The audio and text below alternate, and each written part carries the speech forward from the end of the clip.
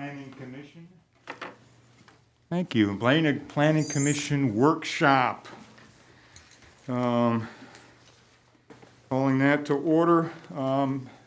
Visually, we've got all members are present, so Dave, if we can dispense with the roll call. If that'll be all right, and move to the next item on our agenda. Approval or changes to the agenda. Do I have any? I'll make a motion to approve, unless anybody else has anything in the Motion to additions, approve? or subtractions. I'll second. All right. Any discussion on that? All right, all in favor, say aye. Aye. All opposed, same sign. Very good, that passes. At this point, we're moving to item 4. If I may suggest that for this agenda item, we dispense with the rules of order and just have a fluid conversation, if everyone is okay with that. So with that, David, would you want to set us up on this, please? Sure. First of all, since this is our first meeting back in the council chambers in quite some time, just FYI, we have new microphones you'll see in front of you. They can actually, unlike the old ones, be turned on and off. If the green light is on, your mic is on. So just an FYI for that. So tonight, Jennifer Haskamp and Mike Lamb are here from the Swanson Haskamp team. And they're going to lead us through kind of a conceptualizing of the zoning code and how zoning impacts things like the city's vision and the future land use map. So with that, I'm just going to go right ahead and just hand it off to Mike, and we'll hit the ground running. Yeah. Welcome. Thank you, and I'm going to hand it off to Jennifer. Well, good evening, everyone. It's nice to be here. It's nice to actually be in person. I was joking that this is my first meeting with people in person, probably since November. So I think you were last, actually. So it's kind of nice to be here, and I think it'll be a lot easier for us to have this conversation with all of us present, as opposed to trying to do it virtually, which would be incredibly difficult. So we thought we would take just a couple minutes and go through the agenda for the workshop tonight, because there's quite a lot that we're going to try to cover. A couple of things before we get started is really, like your chair mentioned, really we're hoping for a good discussion tonight, and not necessarily that we're going to make decisions tonight. So sometimes obviously we'll get together and we're really looking for you to tell us A or B or really head us in a direction, but part of tonight is to get a better understanding of what you guys envision for the future and how you see your zoning working for you. So from that perspective, we're not necessarily making decisions tonight, but we're hoping that you're going to help us set the roadmap and set the guide as we move forward. So that's really our objective this evening. So at the top of the workshop agenda, I passed out to everybody before we got started, just making sure I think I hit everyone. If I missed you at all, just let me know, but I think everybody got all of our materials tonight. There's a couple things, a couple objectives that we really think are important for purposes of our conversation tonight. The first one being really talking about the relationship between your future land use plan, or your FLU, as we like to call it, and the zoning. So Mike and I had the benefit of listening to a lot of your conversation about your future land use plan. There's clearly a strong relationship that needs to happen between your future land use and your zoning. And Mike and I, well, actually Mike was joking about it before the meeting of, in some ways, we're gonna talk about it for about 5, 10, 15 minutes, and then we're gonna abandon it a little bit, because we really wanna talk more about how the zoning is going to implement it. So we're gonna park it on the side, but we need to make sure that everyone's on the same page with respect to when we talk about land use, when we talk about what those land use designations mean, how they're going to guide this process, and how they kind of are the umbrella statement, if you will, to the zoning. So we are going to park it aside, because I'm pretty sure you're kind of sick of talking about the future land use plan a little bit. It's been, I think, the last 3 meetings that you guys have covered it. So we're not going to dwell on it, but we need to make sure we're all on the same page moving forward. We really want to start the discussion using what's actually on your slideshow behind you, which is a community character image survey. try saying that 5 times fast with a mask on. It requires a lot of oxygen. Just say survey. I'm probably going to call it a visual preference survey because that just kind of like rolls off my tongue a little faster. But so we're really going to try to get a sense from you based on a series of images, what you guys like or what you guys don't like, right? You're probably going to see some of the image and go, this is terrible. Why are you showing me this? You guys are really bad at this. And it's like, there's a reason for that, right? We're trying to solicit or get feedback from you about certain elements, physical elements, and get an understanding of what direction you want to go when it comes to the community. So we're going to start with that. We have quite a few images that are in there. We'll talk about that in just a few moments. You do have activity 1, the worksheet is in front of you, so we'll be going through that. So you can get a sense, obviously, of how many images we have. The next piece is really talking about a common set of definitions. This sounds like riveting, the way I'm going through this, doesn't it? It's just I'm riveted. you're like on the edge of your seat. Like, we're gonna talk about definitions. That's so awesome, right? I promise it will be valuable, particularly because it sets the stage as we get into the concept plans that are in front of you this evening, or the ideas that we're going to ask for your discussion and feedback on for the majority of the meeting tonight. So the definitions are a necessary evil. It's something we have to talk about because I guarantee all of you think of some of these words in a different way. So you would define it differently than your neighbor would, right? And so we need to make sure we're all kind of on the same page so that when we look at the maps and we start talking about it, when you say neighborhood means this to me, we kind of have this common set of what these things are, right? And what these organizing features are. So the next piece, see now it really, this is where like, it's probably what the narrative or the part is form-based versus form-forward, which is a micism. I'm going to call it a micism, versus some kind of hybrid. I didn't even get a chuckle out of the micism. Not even a chuckle. You just can't see. You're laughing on the I'm inside? smiling. I got the smile. It's huge. Okay, all right. I'm laughing on the inside too. Okay, sure, all right. It's rough with the mask. All right, so or a hybrid approach, right? So this is really the part where I think it's kind of exciting from the standpoint of we're looking at what parts of your code are really going to be new, innovative, interesting, different, et cetera. And so that's where the excitement comes, I think. Yeah.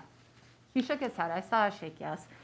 All right, and then finally, the maps or the concepts which we have in front of you and have nicely hidden from you so that you can't fixate on them too much, is basically, let's talk about how some of your zoning districts might work in relation to and support your future land use plan, right? So what does that actually mean when you start to put pen to paper? And we've put some, and by we I mean Mike, has put together some ideas to get us talking and thinking about it. So those are really our objectives as we go through the evening tonight. If we get done before 8 o'clock, great. If we get done before 8:30, great. It would be really nice if we're done before 9 o'clock, right? See, not even a chuckle again. I'm like not on You're tonight. scaring me. I clearly, I'm not laughing. I'm horrified. I clearly have to like step up my game. All right. So to make it a little more enticing, we did bring snacks, Okay, that's what I was. right? Right? I was told there would be refreshments. So. Okay, so we've got water, we've got salty, we've got sweet. You should be good to go. So if you need a little injection into your night, it's over there. All right. So with that, I think that's my whole. See, we've already gained 3 minutes because we said this might end at 45, but it's 42. So with that, we're going to roll into the community character survey. Based on that, Mike, do you want to give a little intro on the survey, or do you want to? No, I just think like you're gonna dwell on these for just a few seconds. I mean, so the survey will go pretty quickly. I think we're trying for at least 4 or 5 images a minute. So I think the best, and you're ranking these from a -3 to a +3. So whatever your gut reaction to the image you're seeing, just write it down and keep going. There's not real, isn't empirical or scientific, it's just a reaction, so. Oh, Getting come off on, it's sequence highly could have dire scientific. ramifications, so Semi-scientific. make sure you're on sequence. Oh, yeah, exactly. Yeah, Fast long number. let us know if you're behind or something, but you don't need to study the images, you need to react to them, I guess is all. Right, the other thing I will add to that, you will see on the right-hand side of your columns, you've got best and worst. You do not have to write something down for everything.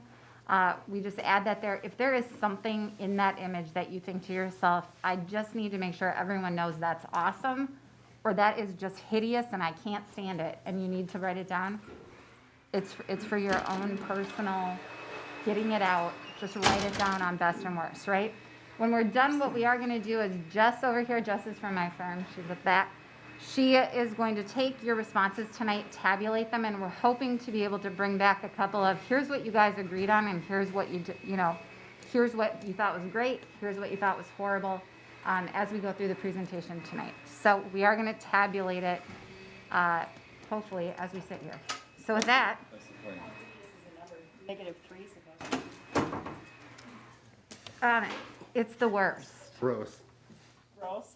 Gross. Bad. It's Yeah. gross. 0 is neutral. You can, there might be, there might be things in that picture or that image that you like. There might be things that you think are horrible. So they kind of balance each other out. To me, -3 is, there is nothing good about this picture. It's all bad, right? And +3 is, there's nothing I could say bad about this. This is a great image. So plague to kittens, everybody, is really what we're looking at here. Those will be the bookends. All right. I'm not doing anything. Oh, okay, just wondering. For me, I could go Let's for see if you you. can advance it. Yep, okay. Here's what I will say. We go from -3 to +3 because I've learned the hard way that if you go 1 to 7, inevitably somebody thinks 1 is good and 7 is good, and then none of the numbers do anything for you. So that's why we go negative to positive. All right, so we have got these broken down, just to give you a heads up, by land use category, kind of. They're not your land use categories, but our first topic area is office, industry, and highway commercial. Just so you know, there's a neighborhood commercial, so don't vote on these based on how you feel about it if it was in a neighborhood type setting, all right?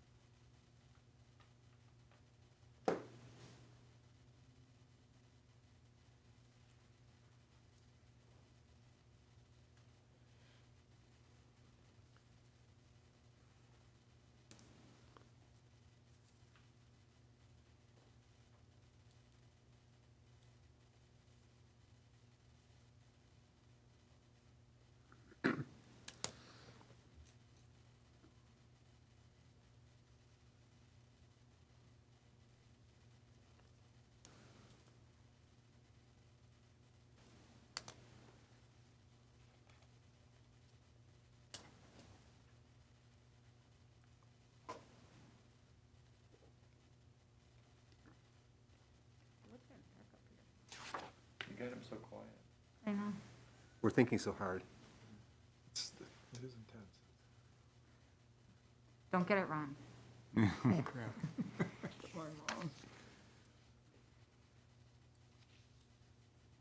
you guys done something like this before?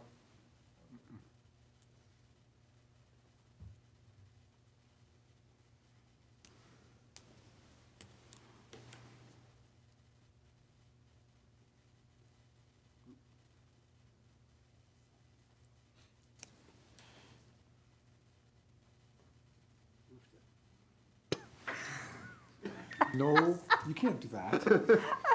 Am I influencing the jury? Well, I guess I'll put this now. No cheating.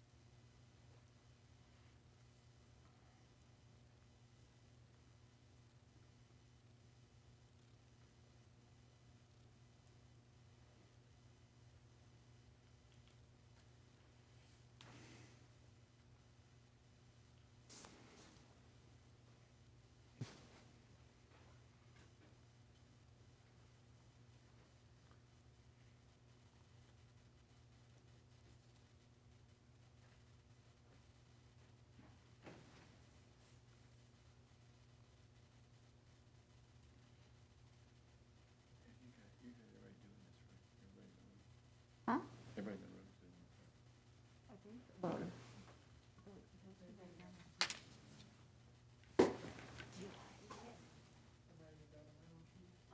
I've got a copy. I'm sorry. I didn't know you sunk in. Please pause. There's the next one.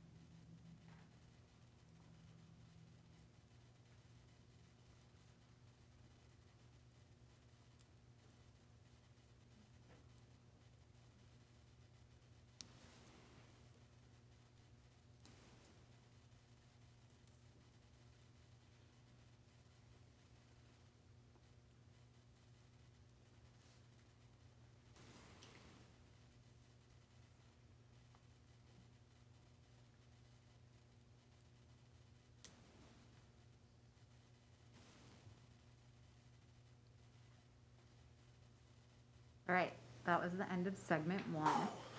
Yeah, that was hard. Yes. Test anxiety. Ready Now- for a snack. Now Look you at know Mike's what to answers. expect. Feel free to rehydrate if you need All to. right. You're suppressing the urge to make a design. I've got colored pencils, Teresa. Teresa, I have colored pencils if you need them. So let me know. All right, neighborhood retail commercial.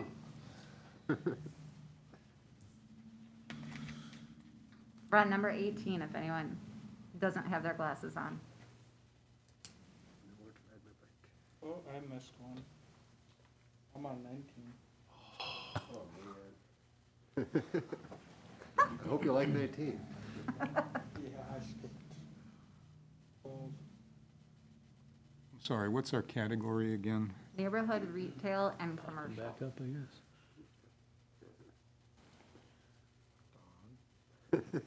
what number is this one supposed to be? 19?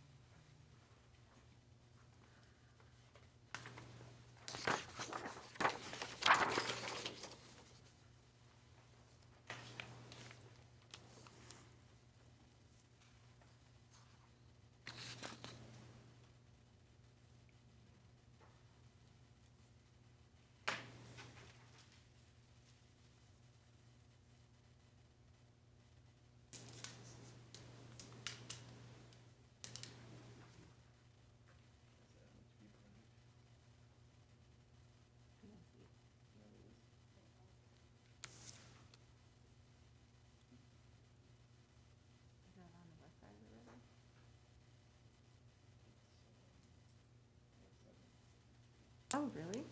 You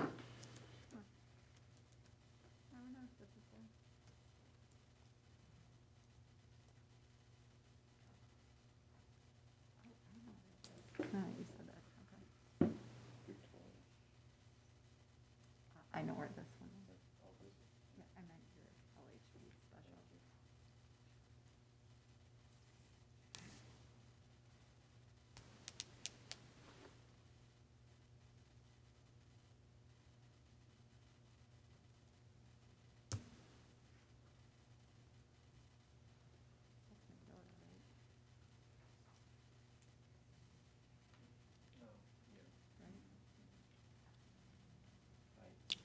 Yes.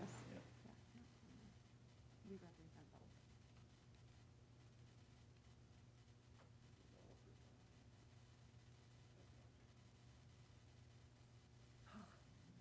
Do you need to stand up and shake it off? Are we good? No, they gotta keep going. Bring it on. You got stamina, okay, here we go. It's momentum now. Low, medium density. They're in a rhythm now. We got some single family, a little multifamily to spice it up.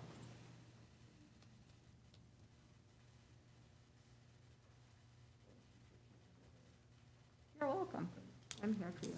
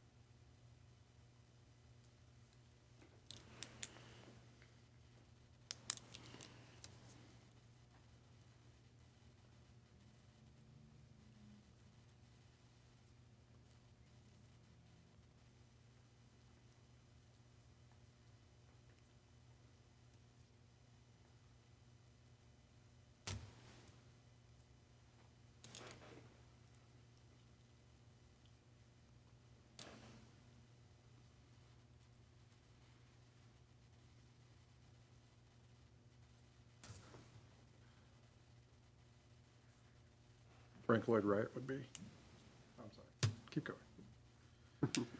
I think the designer's getting fired up. The name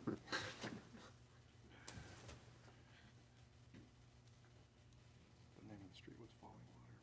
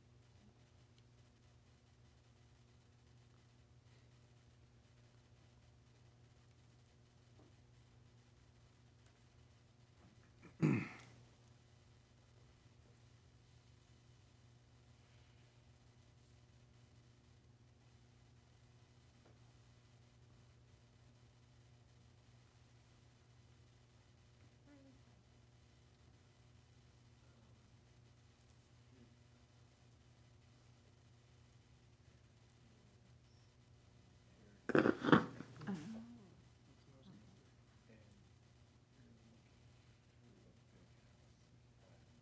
yep, I know that, okay. Yep.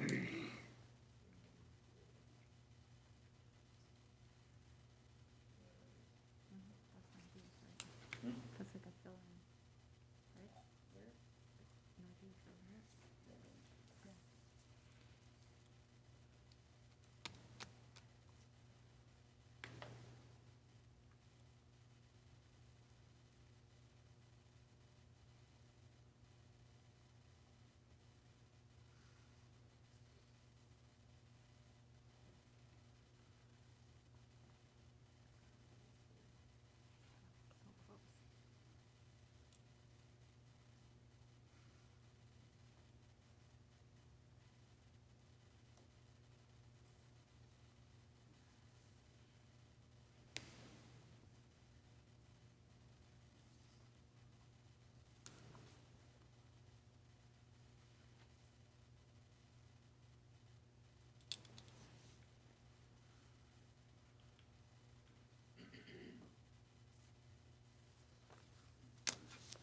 All right, last category. I see the excitement.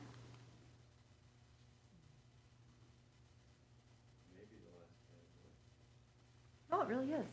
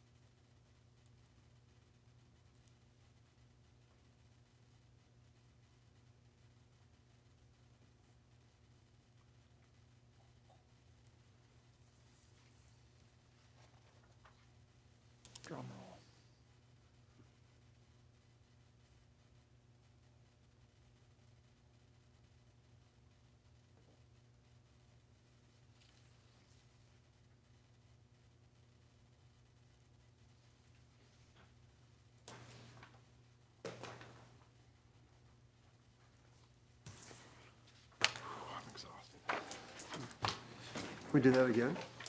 Sure. I need to check my answers for a minute.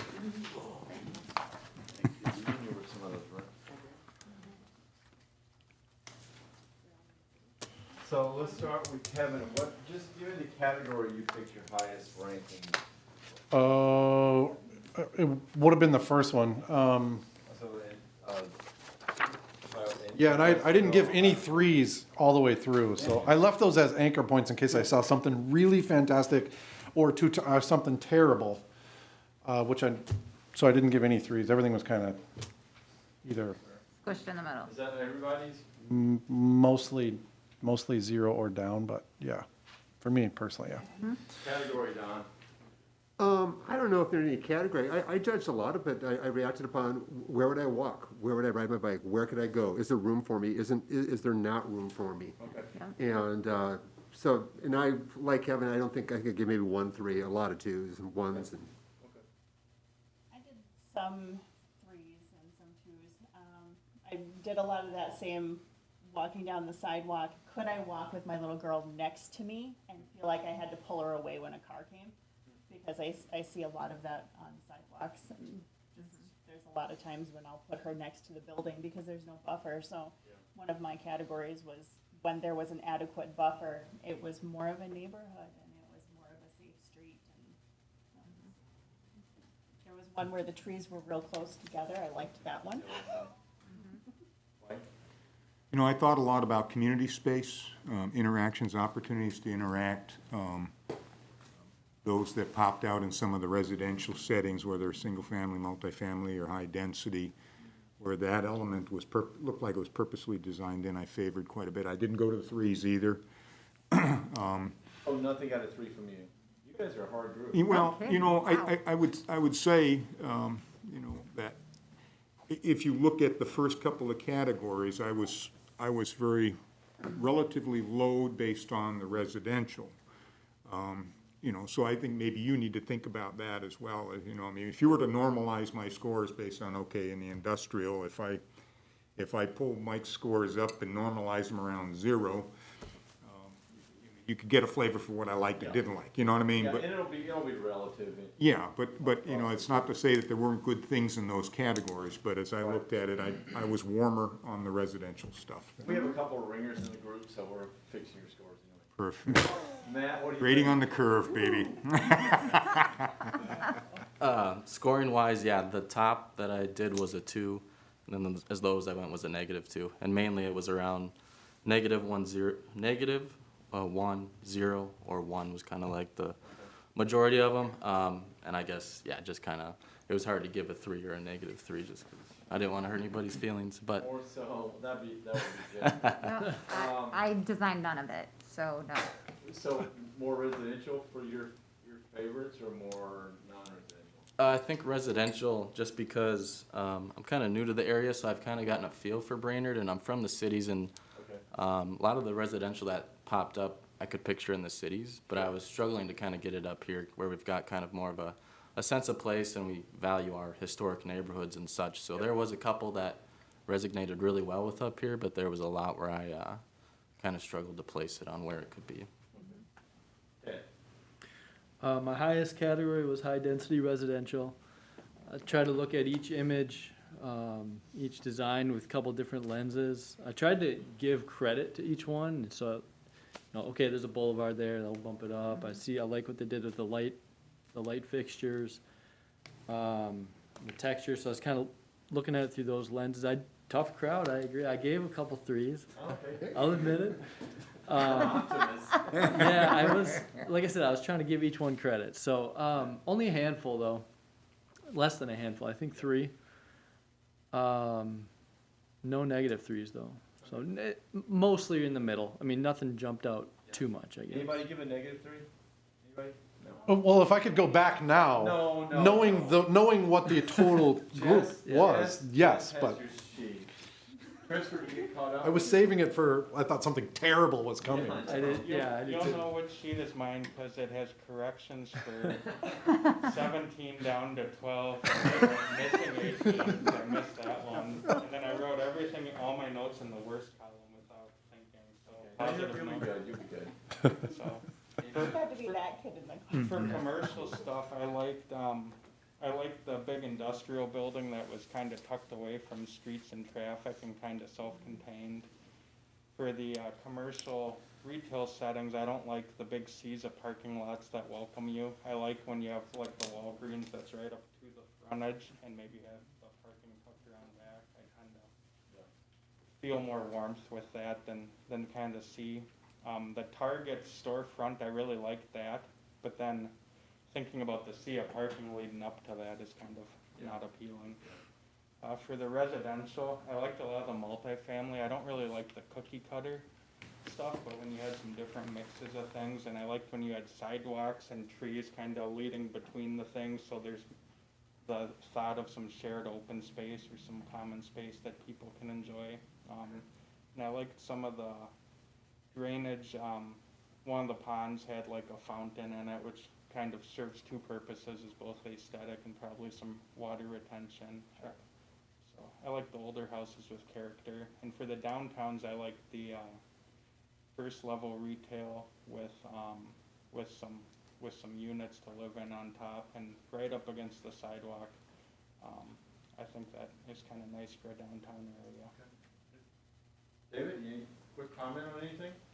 Yeah, you know, for me, as we kept going, I got more and more into a rhythm of, not that I didn't care about the building design, you know, I did like things of, you know, if it's gonna be an apartment building or like a row house, when they alternate styles of, you know, either coloring on the siding or even different styles of siding, you know, it's one's unit's vinyl, the next one's brick, and they alternate. But the thing that came down for me, routinely across all the categories, was green space.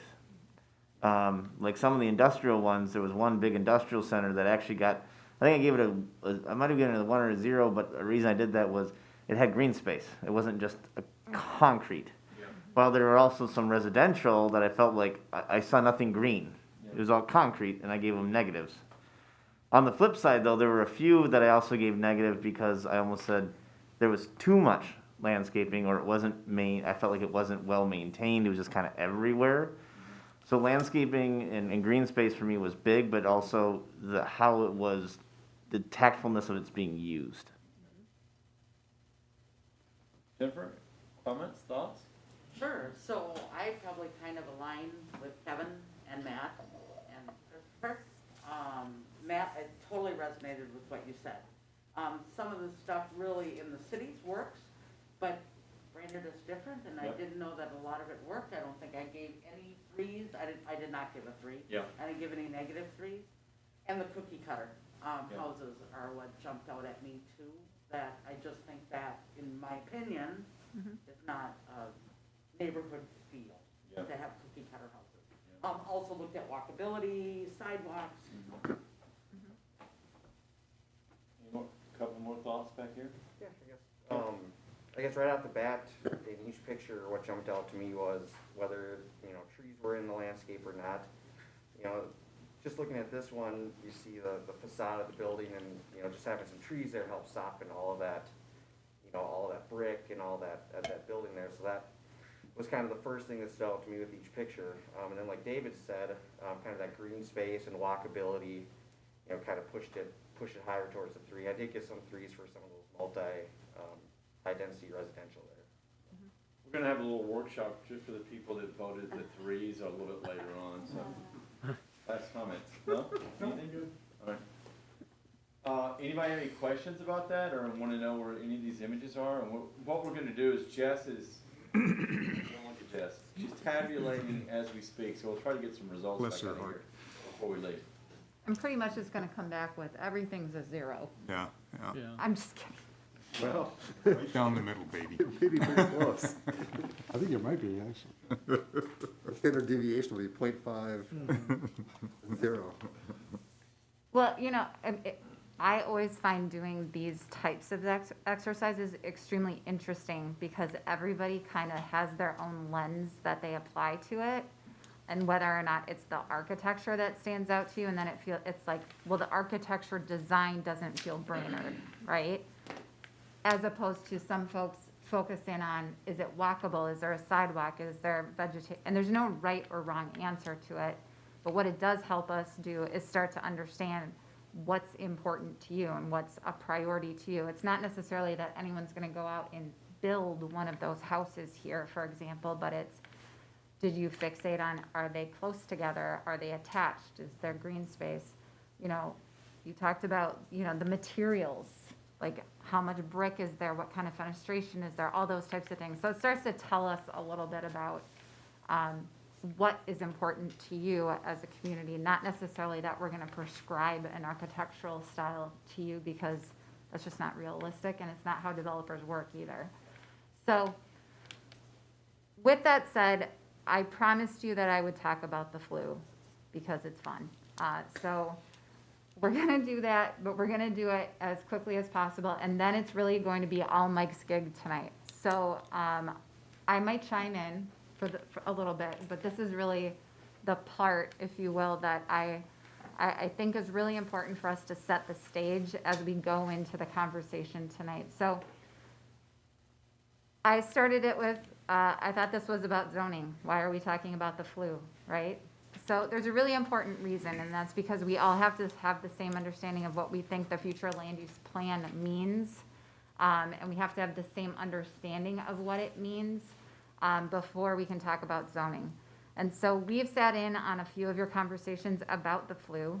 And so I know that you have a good understanding of what's in your updated plan. You have a good understanding of what those land use designations look like. You guys have been battling over what does the language look like, et cetera. So I don't think I'm going to tell you anything tonight that is genius or new or something you haven't thought about, but it's really to set the stage for the conversation tonight. There might be a couple of things in terms of how we look at future land use that might be different compared to what you talked about with Ashley. But for the most part, obviously, nothing here is going to be, you know, an epiphany to you, or I don't suspect that it will be. But we do have to have the common understanding and the same definition. Again, we're going to definitions. That's pretty dry, but I promise we'll spice it up tonight. Talk about what that relationship is, the difference between guiding and zoning, and when you say those two terms, how they differ, in particular when you're talking to a developer or a landowner. And then I'm going to use a couple of examples of density that actually will resonate with you because we just looked at them in the visual preference survey. So might give you some context over some of the graphics we just took a look at. All right, so starting with how we define future land use, and by we, I'm simply saying on this side of the table, when we start to implement your land use, this is what we mean when we start talking about it. So your land use really describes a vision or an aspirational guide or guideline. We use the term guides, guiding, or guided. Those are all future land use terms. We're not going to talk about zoning as being guided, right? So really it's an aspiration. The future land use plan is in the future, if something were to happen here, what would we want it to be, right? Or if someone were to come in and redevelop something, what would we want it to be? What would we want it to look like? And it may look exactly the same way as it looks today, right? You might say that neighborhood pattern is exactly the pattern that I want to see in the future. So I'm guiding it, both the future and existing land use are the same because I like the way it looks, right? Then there's areas that you know are areas of change. Those are the areas you've guided to be different. And so those are things that if development comes in the future, you want it to look a certain way. And you have a vision or an aspiration of what you'd like that to look like. The next statement is, when we talk about land use, we talk about it across an entire area, all right? So area versus parcel, and there's a big difference, right? So when we talk about a future land use designation, we're talking about take the parcel boundaries off of it. It's across an entire area. So if you look at this little excerpt that I took from your current future land use plan, all of that commercial area, from a guiding perspective, a land use perspective, we think about that all as one area, right? When we talk about a housing or a low density residential or a low medium density residential, we're not really talking about it on a parcel by parcel basis in future land use. We're talking about the entire land use designation as a whole. That's important from a differentiator, especially when we start to talk about density. And of course, we are gonna talk about density a little bit tonight. But then, Mike eloquently told me before the meeting that then we don't care about density and we're gonna ignore it. So, we're gonna set the stage with density and then we're not talking about it. I know, mind-boggling, right? Until we talk about it again. Until we talk about it again. So again, density gets calculated across the entire land use designation, so we're not talking about it on a parcel by parcel basis. I'll talk about that in just a second and why that matters to the conversation tonight. The land use starts to define the character or describe the character of a particular area. Mike's going to talk a little bit about how different ways of thinking about the code being form-based, form-forward, et cetera. You can use different drivers, if you will, to guide or drive how your zoning happens. So whether it's a character-based, sort of organizing feature, whether it has to do with a specific design element, et cetera. There are ways in your form-based or form-forward code to kind of pick what that feature is. The land use should start to talk about the character, but it really gets reinforced through your zoning. So it informs your zoning, right? Land use doesn't replace your zoning and zoning doesn't replace your land use. They're two totally separate mechanisms. They're two separate tools. They should function that way. So you don't want to cross them too far together or it gets really confusing for anybody trying to understand what the tools are and what they're supposed to do with them. It sets the policy direction.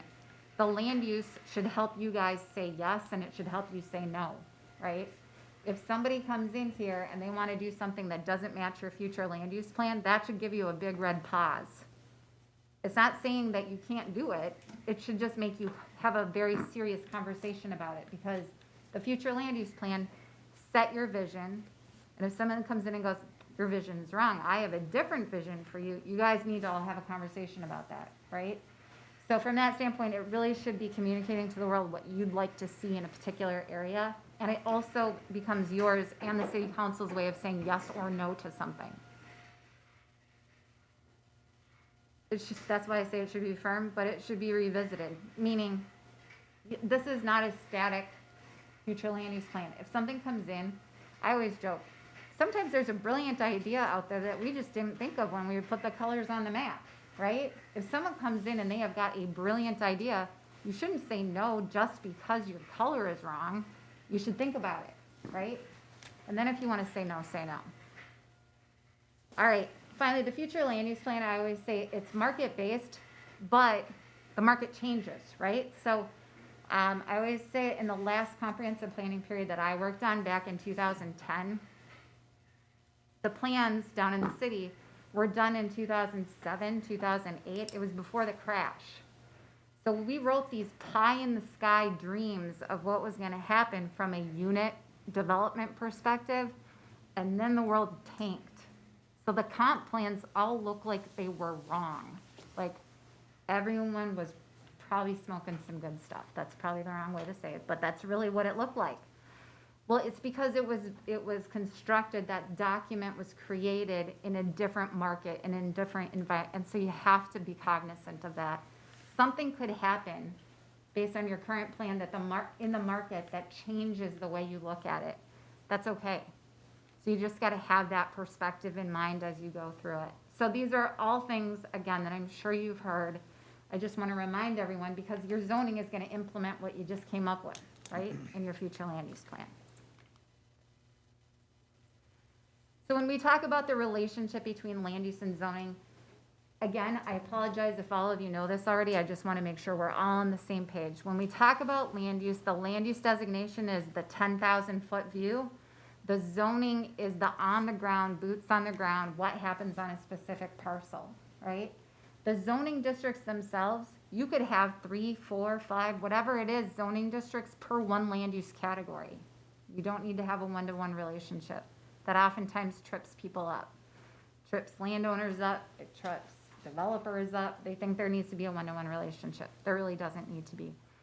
It's important from the standpoint of you have tools available to you when you're going through your zoning of being able to accomplish what you want to accomplish in a particular area that's very specific to the area that might be different than another district, and both of them are still consistent with your land use designation, right?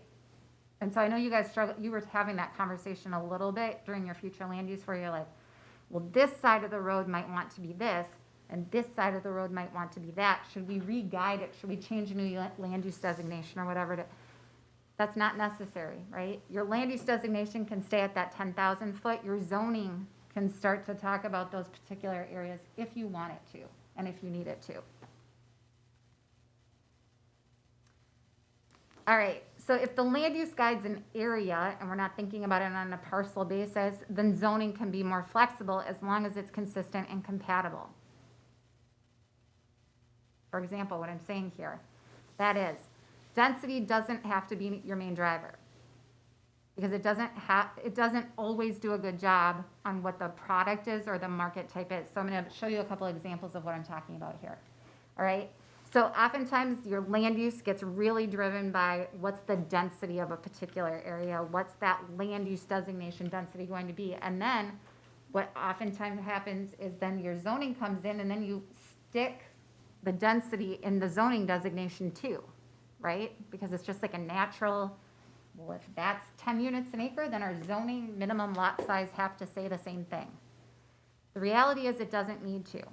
Because your land use designation is across, again, remember, the whole land use designation, which means you can be more creative with your zoning and let other things be the driver, so long as your decisions together remain consistent with the overall land use designation. All right? So a little bit of what I mean by that. So here's some examples of when I say density doesn't always equate to product type. Here's a couple examples. All right, so here's Liberty on the Lake. This image was actually in your visual preference survey. For those of you who are unfamiliar with it, it's in Stillwater Township. It was at one time a much more rural township than it is today. But Liberty on the Lake gets kind of held up as being this very, very innovative subdivision for a lot of different reasons. But one of them is they mixed a lot of different product types all together. The whole development itself actually comes in around 4 to 6 dwelling units per acre. This particular pocket is actually at that units per acre when you start to look at what kind of open space pockets and neighborhood parks are in it. Okay? Typical lot sizes, got 34 units, smaller lots. You'll see I've got this going in an increasing density range just to kind of give you a framework of where we're headed. So here's a project that, if you ask me, doesn't look all that different when you look at product types. There's some differences in terms of landscaping, right? So you started to talk about those things when we were talking visual preference, but now this one comes in at 9.5 dwelling units per acre. So it's a pretty significant jump up when you're really talking about units per acre, but the unit type feels pretty similar. All right, so then we jump up to this. This is 11 dwelling units per acre. So it's an incremental step up, but it feels, in my opinion, a lot more dense than the last one, just because of what the product type looks like and it's attached versus unattached, et cetera. But once again, you've got some differences in terms of setbacks, green spaces, et cetera.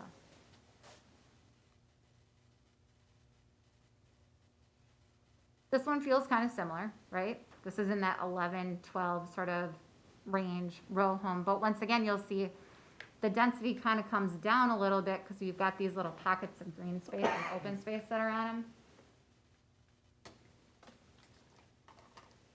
This one jumps all the way up to 16 dwelling units per acre, but in a way feels very similar to the last one.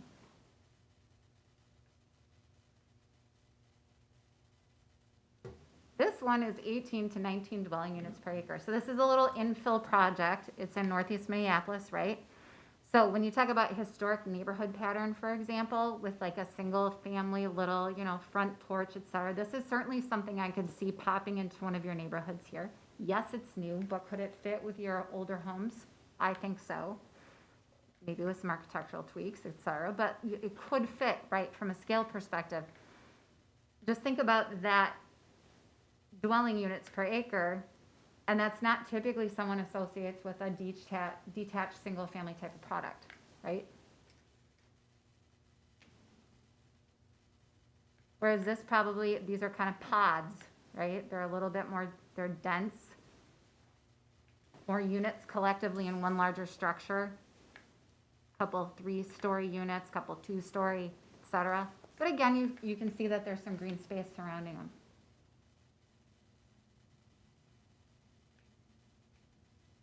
Here's where I always feel like architecture starts to play a role. I get a lot of, ooh, that's terrible.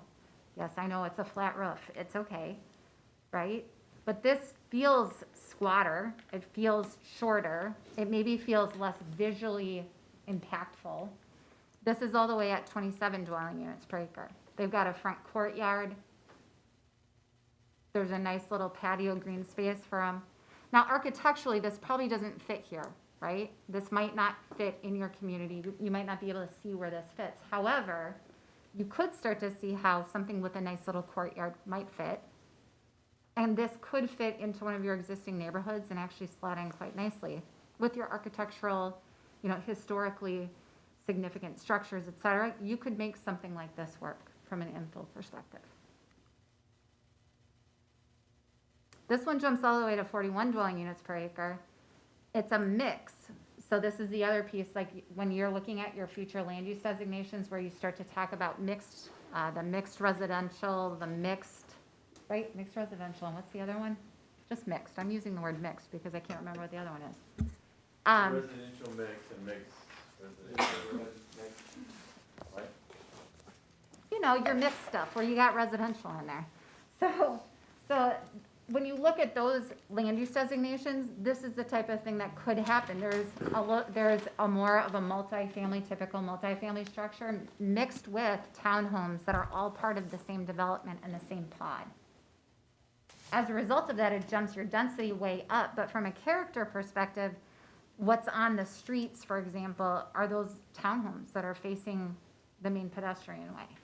So when you start to think of things, density isn't always what it seems, right? And really, if you're respecting the overall density of the particular land use designation, the zoning can allow you to be more creative. And I think some of these images start to tell you that story. It's just a matter of how do you do that, right? That's why we have Mike. Mike knows how to do that. So here's another example. This one I think is very interesting. It's actually a condo building, 2 condos, small condo buildings that were put into an existing neighborhood.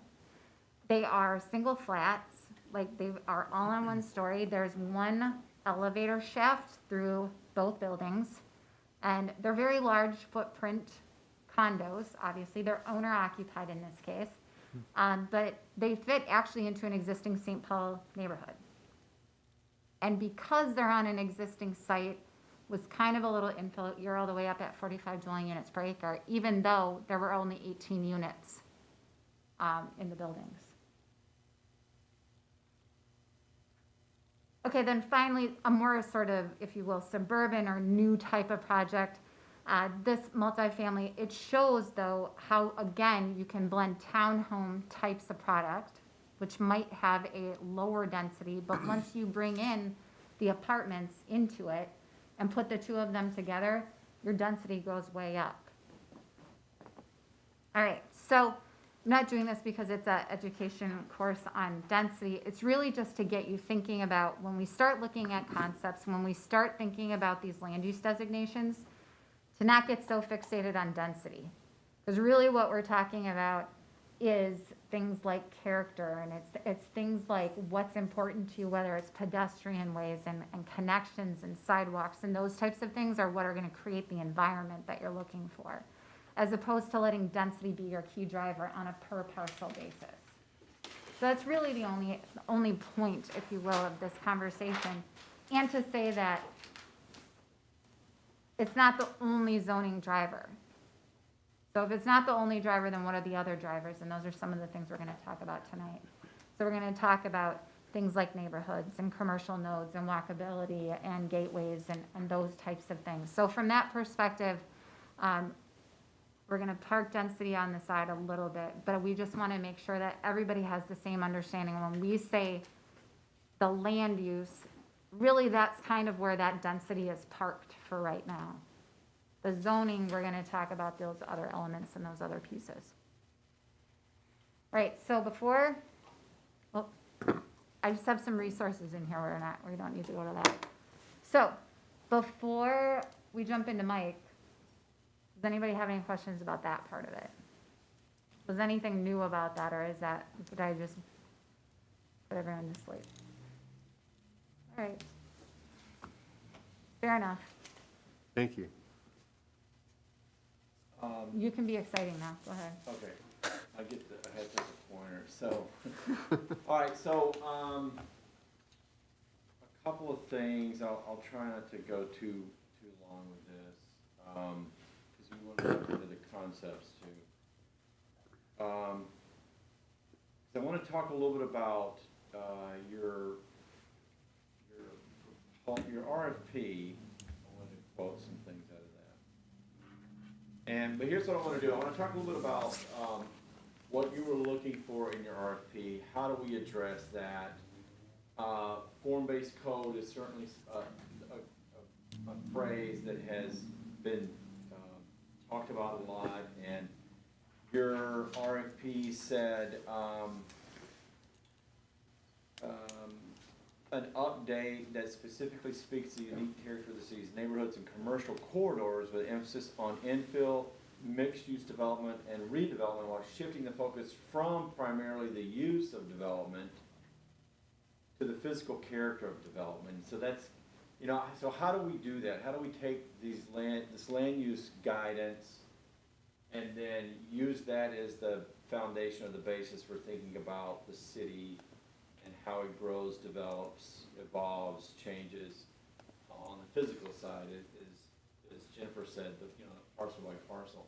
And I was out at Great Northern Center, not Center. Northern Pacific Center? Yeah, Northern Pacific Center, yeah, not Great Northern, that's another place. And I went just to get some coffee, and that's like the coolest place, and there's gotta be residential in there, that's gotta be like your, I know it's not, and I don't think it's guided for residential, but that was cool. There's a lot of people in the coffee shop too. It was really cool. Cool place. I had never been inside there. So I want to talk a little bit about form-based code just because it's different for every community. And what is it we want to emphasize with it here? And as Jennifer said, we've used the word form-based code, form-forward, which is the term I like to use, versus hybrid. And so I want to share just a few examples of different communities and how they've done that. And then we can keep going with this and just ask me questions if you want. Your comprehensive plan, I'm going to get into some of these words in a minute too, then we'll do the word exercise. Reference smart growth, right? And that's it's a very principle-based approach, and it's all about complete neighborhoods, complete places.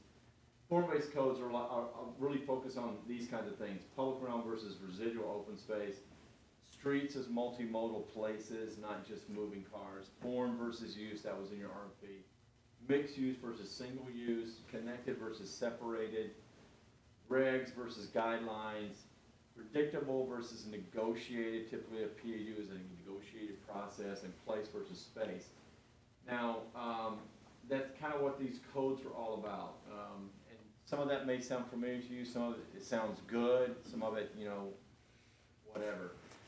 So I'm just going to show you 3 real quick codes I've done in the past 5, 10, 15 years. State Capitol, City of Madison, which I talked about in our interview, and then Botno LRT.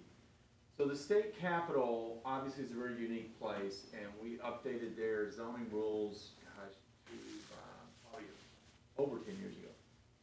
And the focus on here was very much a form-based approach, but it was a focus on the view corridors, because that's one of the most important things there is with the Capitol.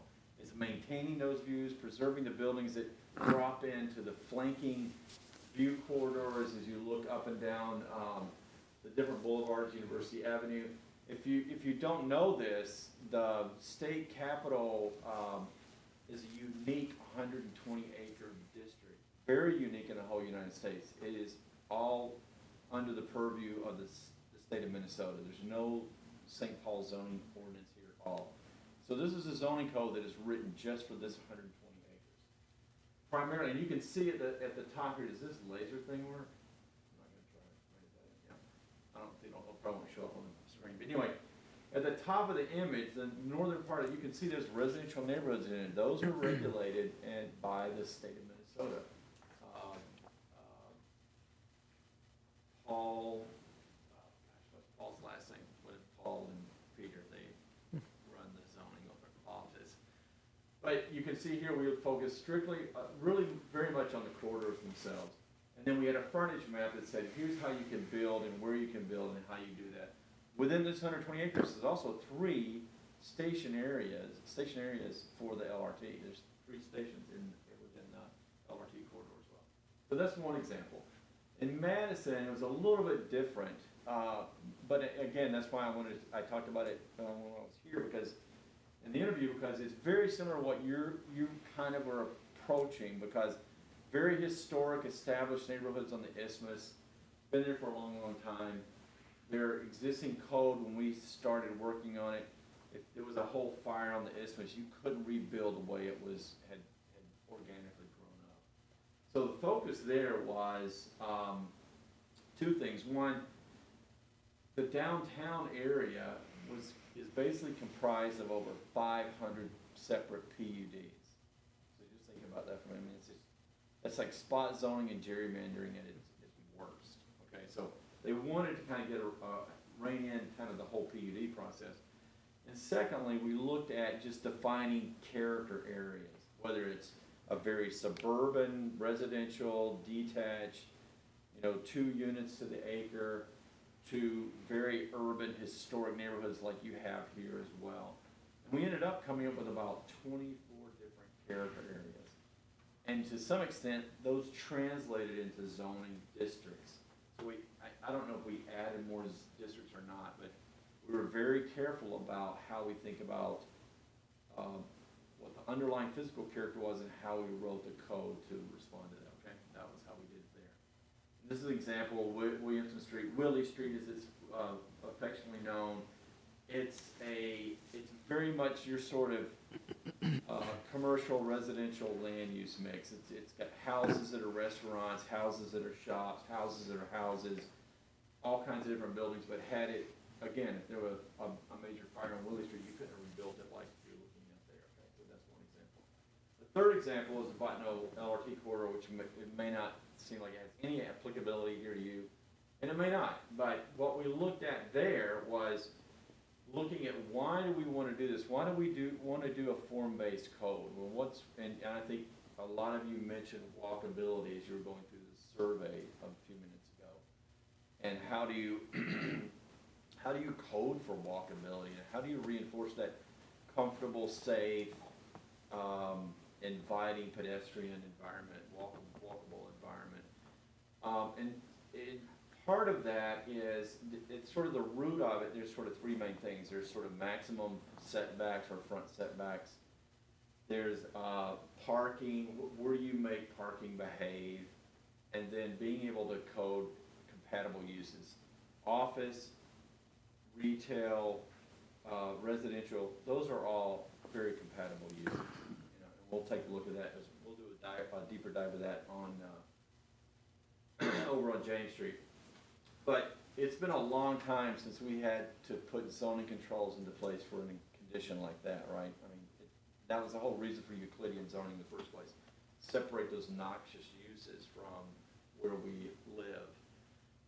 And so the form-based codes or character-based codes are focused on this deliberate arrangement of street and building, a walkable environment, a greater range of uses and heights in a common area, reducing parking, maybe preference for approval by right, but again, that's a local cultural thing as to how you dive into that. So, there's 4 main communities along the Botno corridor. This is a typical suburban street section in one of these communities. And there's a little girl trying to cross the street, and I think she made it. I don't know. Hopefully she did. But there's nothing pedestrian about that whatsoever, right? It's like you can't really redevelop that in a way that makes it safe or inviting or interesting for that matter. And so the whole point of the code itself is let's think about how do we use these buildings to reinforce this common space, this public realm. In this shot here, there's at least 5 different housing types, you know, but they share and reinforce the same common public realm. So that's the whole point about trying to think about. And I know we have to have these arterial systems, and that's the way the whole engineering thing works, but when you're thinking about residential and mixing it with commercial, it's like there's lots of different ways to think about doing that. So there's sort of 3 main ingredients here. There's the street type itself. Okay, so that's, you know, how do we, and we'll talk a little bit more about that in a minute. There's the frontage, and then there's the building itself. So those 3 things, if we can figure out how to make those work together, then you can begin to reinforce a walkable environment, okay? Who likes eggs? All right, we got 1 person. Oh, we have 2 people. Anybody else like eggs? Okay. I'm undecided till I learn more. So I found this diagram. I don't even know who Cedric Price is, but I thought it was really interesting. The city is an egg. Okay, so through history, this is the most simplest diagram you can think about. So in ancient times, I mean, the Roman Cardo and Decumanus, if you remember those, that was the north, south, east, west streets, and in the middle was where the market, the agora, was located. So in the ancient times, it was like a boiled egg. It's like there was in medieval times, there's actually a wall around the city, and then there was the city itself. And, you know, there were little plots in there where you farmed and had animals and all that. So it was a very compact, very well-defined thing. 17th, 18th, 19th century, we had this middle, but then we started, like the fried egg, it started to make its way out beyond the center, the discernible center. And then now, here we are, and it's kind of like scrambled eggs, right? We're kind of like doing a little bit of everything everywhere. So I just thought that was an interesting way to think about where we are with zoning, because zoning can reinforce those egg patterns. If you go back to your comprehensive plan, it talks about smart growth principles, and I think this is almost right out of your comp plan, really. I mean, those are listed about mixing uses, compact building design, range of housing, walkable neighborhoods, sense of place, open space, preserving, you know, the hinterlands and the rural and agricultural by reinforcing development within the service area. You know, a variety of transportation choices, really a multimodal mix to that, making development decisions predictable, and it's part of what I think part of what our scope here and your mission is how do we make things better, faster, cheaper, but also more predictable, right? And then obviously collaboration within the whole process itself. So, you know, what makes a neighborhood walkable? We'll talk about that. You know, there's a center, there's people, there's mix of uses, public realm, buildings that reinforce the pedestrian environment, schools and workplaces, complete streets. But there's more to that than just these physical components. Susan Henderson, we work with Susan on the Botno corridor, and she has a national practice, it's based in Albuquerque. But she said walkability is not about the buildings or even the streets, it's the experience. And Susan has a wealth of knowledge. She's very knowledgeable about her craft and designing and building codes. She works with her sister. One's an engineer, one's an architect. They both have MBAs, and they take a very pragmatic, economic, sort of forward-looking approach to how codes get put together. So the magic about that is, I mean, if you're in in the last house in the last subdivision, probably the experience is, it's great when I'm home, but, you know, is it convivial? Is it interesting? Is it connected? Those kinds of things that compare to these one pattern to another, okay? And then the smart growth also works hand in hand with smart code. Are you guys familiar with smart code? You guys look at that or think about it? Have you looked at that much, David? And the smart code's based on the transect, and the transect's just a line through anything, and it helps communicate what happens through that line. The smart code thinks about the transect as as it applies to cities. So the most intense part of the development is the T6 or the urban code, and then you go all the way out to T1, the natural zone.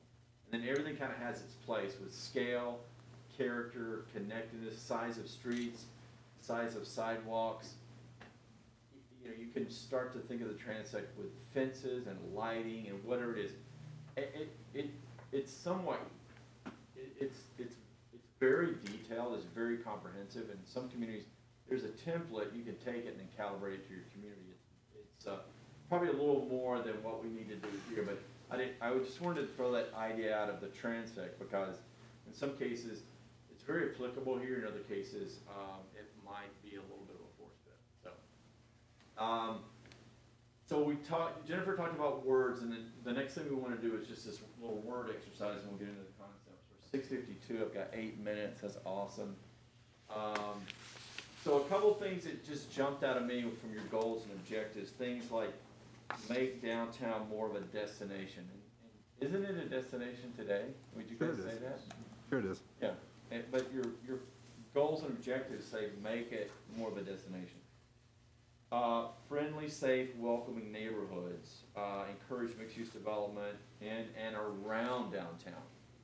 What does that mean to you around downtown as opposed to in downtown? Is that across Washington, or is it further south from the high school, or? Washington to Oak, it's the river to 13th Street. This is highly debated within this panel, I'd like to say. We're gonna jump in that debate too tonight, is what I'm looking forward to. But in downtown, how far south does downtown go for somebody? Oak Street. Nope. Oak Street. Norwood is, Oakish. Norwood's north of Oak Street, right? Yes. Yes. Yeah. Oak Street, how many more blocks south of that? One alphabetical trees. It's alphabetical trees, maple, Norwood, oak, etc. Okay. Pine, quince. Laurel. You get the Okay, idea. Laurel to Oak. Holly. Okay, got You it. get the idea. Front is not a tree, okay? No, it's not a tree. Okay, all right, so I just thought it was interesting, in downtown and around downtown. So, you know, they mentioned smart growth principles, we talked a little bit about that. Complete neighborhoods, what does that mean? What is a complete neighborhood? Does anybody, can give me an example of a complete neighborhood tonight? Is this an opinion-based answer? Yes, it is, everything's an opinion tonight. To me, North Brainerd is a complete neighborhood. Okay, and that's north of Washington, north of, Generally speaking, generally north of Washington Okay. to the river. yeah, A okay. lot of people would disagree with that. Okay. It's just, Anyway, I mean, okay. So mixed-use neighborhoods, walkable, bikeable. You know, what's bikeable versus what's walkable? You know, that can also be debated. I've seen the bike symbol on 18? What's that street? It becomes Oak Street, right? Oak Street. Yeah. I mean, it's got the bike symbol. I mean, some people may think that's bikeable. Some people may not think that's bikeable. I don't know, but it's identified as bikeable. You're referring to the Sharrows? The Sharrows, yes. Yeah. the bike symbol does not bikeable make. No, I'm not a fan of Sharrows. Nonetheless, it's there. So we want to get some sense of what you think about words. It's a very, very simple exercise. And then one of the things that we wanted to kind of focus this conversation on, and Jennifer touched on it, kind of introduced it, was some of these land use categories. Mixed residential, which means that's all residential with a variety of housing types and densities. For me, the key words there, neighborhoods, variety of housing types, not dominated by a single type. Small, medium, and large residential types. Then there's neighborhood mix, which includes low-intensity business uses, office, limited commercial, ... okay? So that's neighborhood and district, light and general commercial, medium to high-density residential, smaller buildings, doesn't really matter what the use is. I think that's what that whole neighborhood mix category is all about. That could be anywhere from R1 to B2, I think, to a certain extent. And then the mixed commercial residential, which we have a concept to talk about tonight about that, and as opposed to neighborhood mix. And That's one that, you know, I want to get some further clarity on, because again, it's about a mix of light, general, commercial, uses, and medium and high-density residential. Again, no single type dominates any given area, but again, neighborhood and district light is very, very similar to neighborhood mix. Can anybody give me a comment about that? How you kind of ended up with that in the comp plan and the future land use? Anybody? Some of the earlier drafts of this particular land use type, we're talking about maybe a percentage. Maybe it was the previous plan talked about percent, how, you know, so Okay. a bias towards commercial. Okay. Neighborhood mix was more like a bias towards residential. I agree. That's the best. We walked back, I think, from the percentages, and, you know, to think about that. So the neighborhood mix would have a higher percentage of residential uses as opposed to this mixed category, which we have a concept to look at tonight, mixed commercial residential. Because I think the jury's still out on exactly what that means, would be my guess. I would say that his comments, I've thought a lot about these two zones, and his comments exactly reflect mine. One, to me, they're kind of the same definition, except the outcome on one is way tipped more towards residential, the one on the other is way tipped more towards commercial. That's the way I think about it in my mind, but to me, the description is almost identical from a starting point. Okay, all right. Okay, that's good, because we'll continue to work at that and figure out how we can calibrate those into, and maybe we can get some direction tonight. As Jennifer said tonight, this is all about discussion and debate, and we've got some things we're gonna throw up on the wall and see some of it sticks, some of it doesn't. We certainly have no preconceived notion about what will be decided certainly tonight. It's just part of the work session. And my assumption is we will have other work sessions, maybe even better than this one. I don't know if better that's than this. possible. Okay. This is good. Peeking. The We're peeking downtown right now. commercial, I think we'll have a good discussion about that too. Obviously, there's a difference of opinion about downtown. I have an opinion about downtown, I'm gonna share it with you tonight. Gateway, commercial, those kinds of things that, you know, again, are words, you know, what exactly do they mean, and how do we think about the spirit of those words as we translate them into code, regulatory code requirements, metrics, those kinds of things, and we won't dwell too much on that. So with that, I think we'll stop.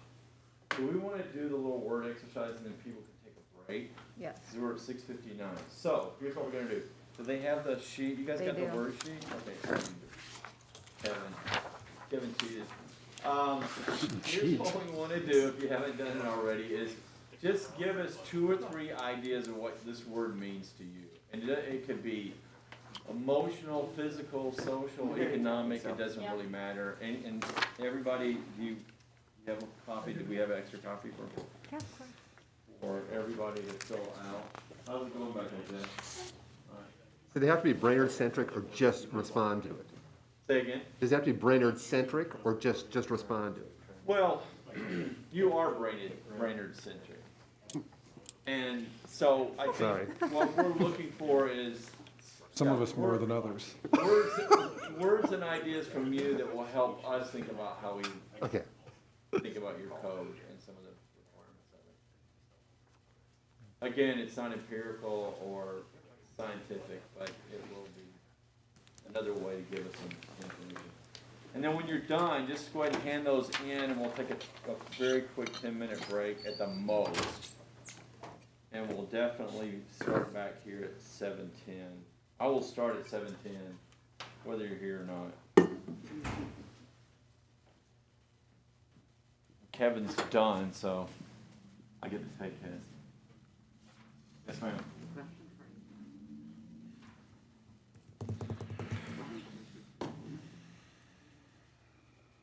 No, it was actually gimmick. Was that wrong opinion? Oh, that's right, you did. Yep. That was wrong, of course, it was, yeah.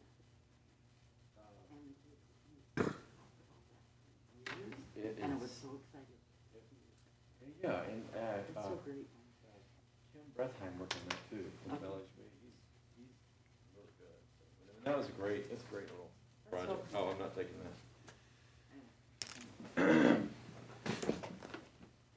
So if you might need to take a break while you're finishing up, or if you're finished, or Kevin, if you want a snack. Snack bar is open. You can take the good stuff, go ahead.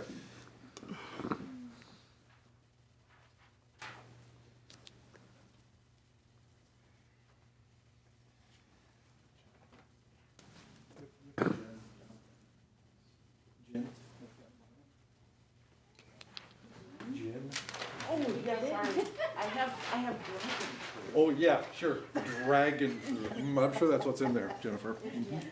I like my dog food.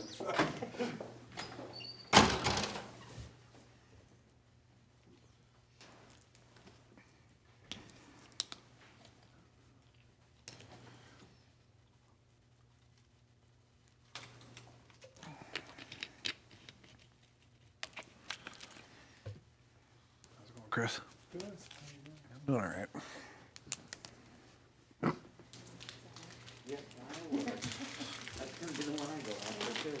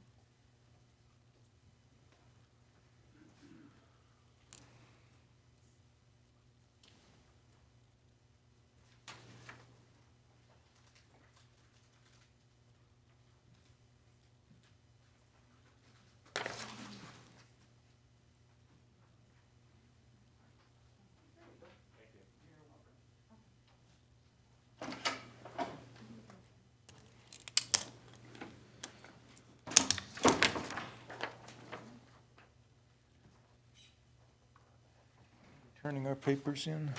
Thank Thank you, Mike.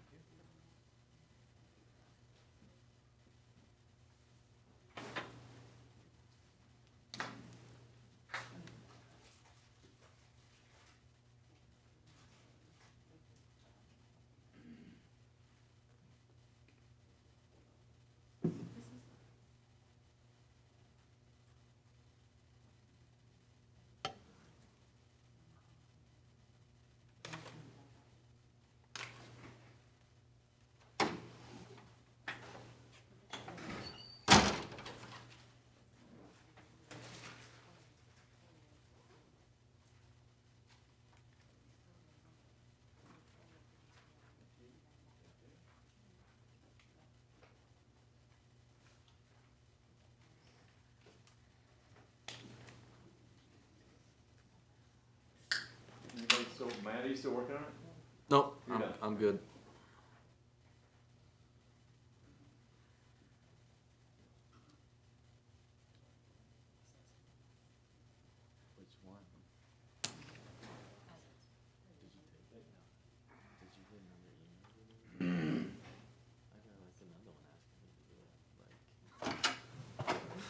It's on my list, but it's not on the top. Yeah, I haven't done it.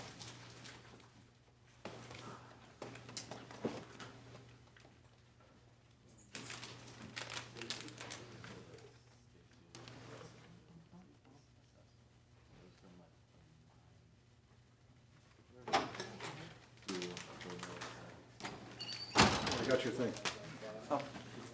Yeah. Do I have to sign this, transfer of documentation?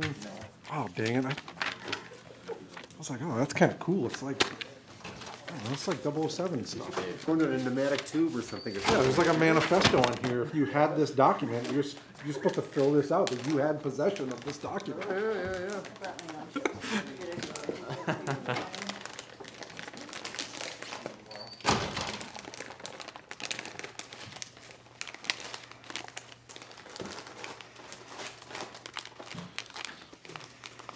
Kevin, do you analyze details? I analyze details. Of course you analyze details. Yeah, very much I so. look at this roof, and I'm looking at the wainscot. Oh, yeah. Hey, look back here. I'm like, Yeah. yeah. It's a proportion thing, yeah. What happened? Why isn't it there? Well, they tracked it around. They tracked it around, oh, so then it disappeared. Yeah, correct. So it's underground. Yeah. And I think they intentionally tracked it around here so they could get underneath these thresholds and run continuously. Ah, yeah, there you go. See, you were way ahead of me on this one. I thought I was It's a curse. Well, tell me about it. Oh, yeah. It kicks the white horses, Oh, yeah. Well, maybe I'll try that. Everything as it is, and then told me this, yeah. Sweet. Are these copies for? I don't know, it's just sitting here. Looks like fascinating reading. A couple there, one with Kelly's name on it, I think someone maybe left there. We could be leftovers from Monday night. There are notes here. It could be leftovers.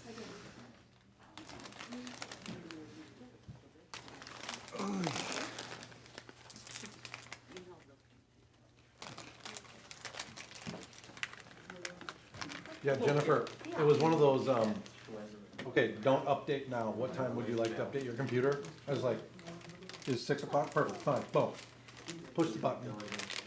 I just get in, I'm sitting here, I'm feeling good, in the meeting.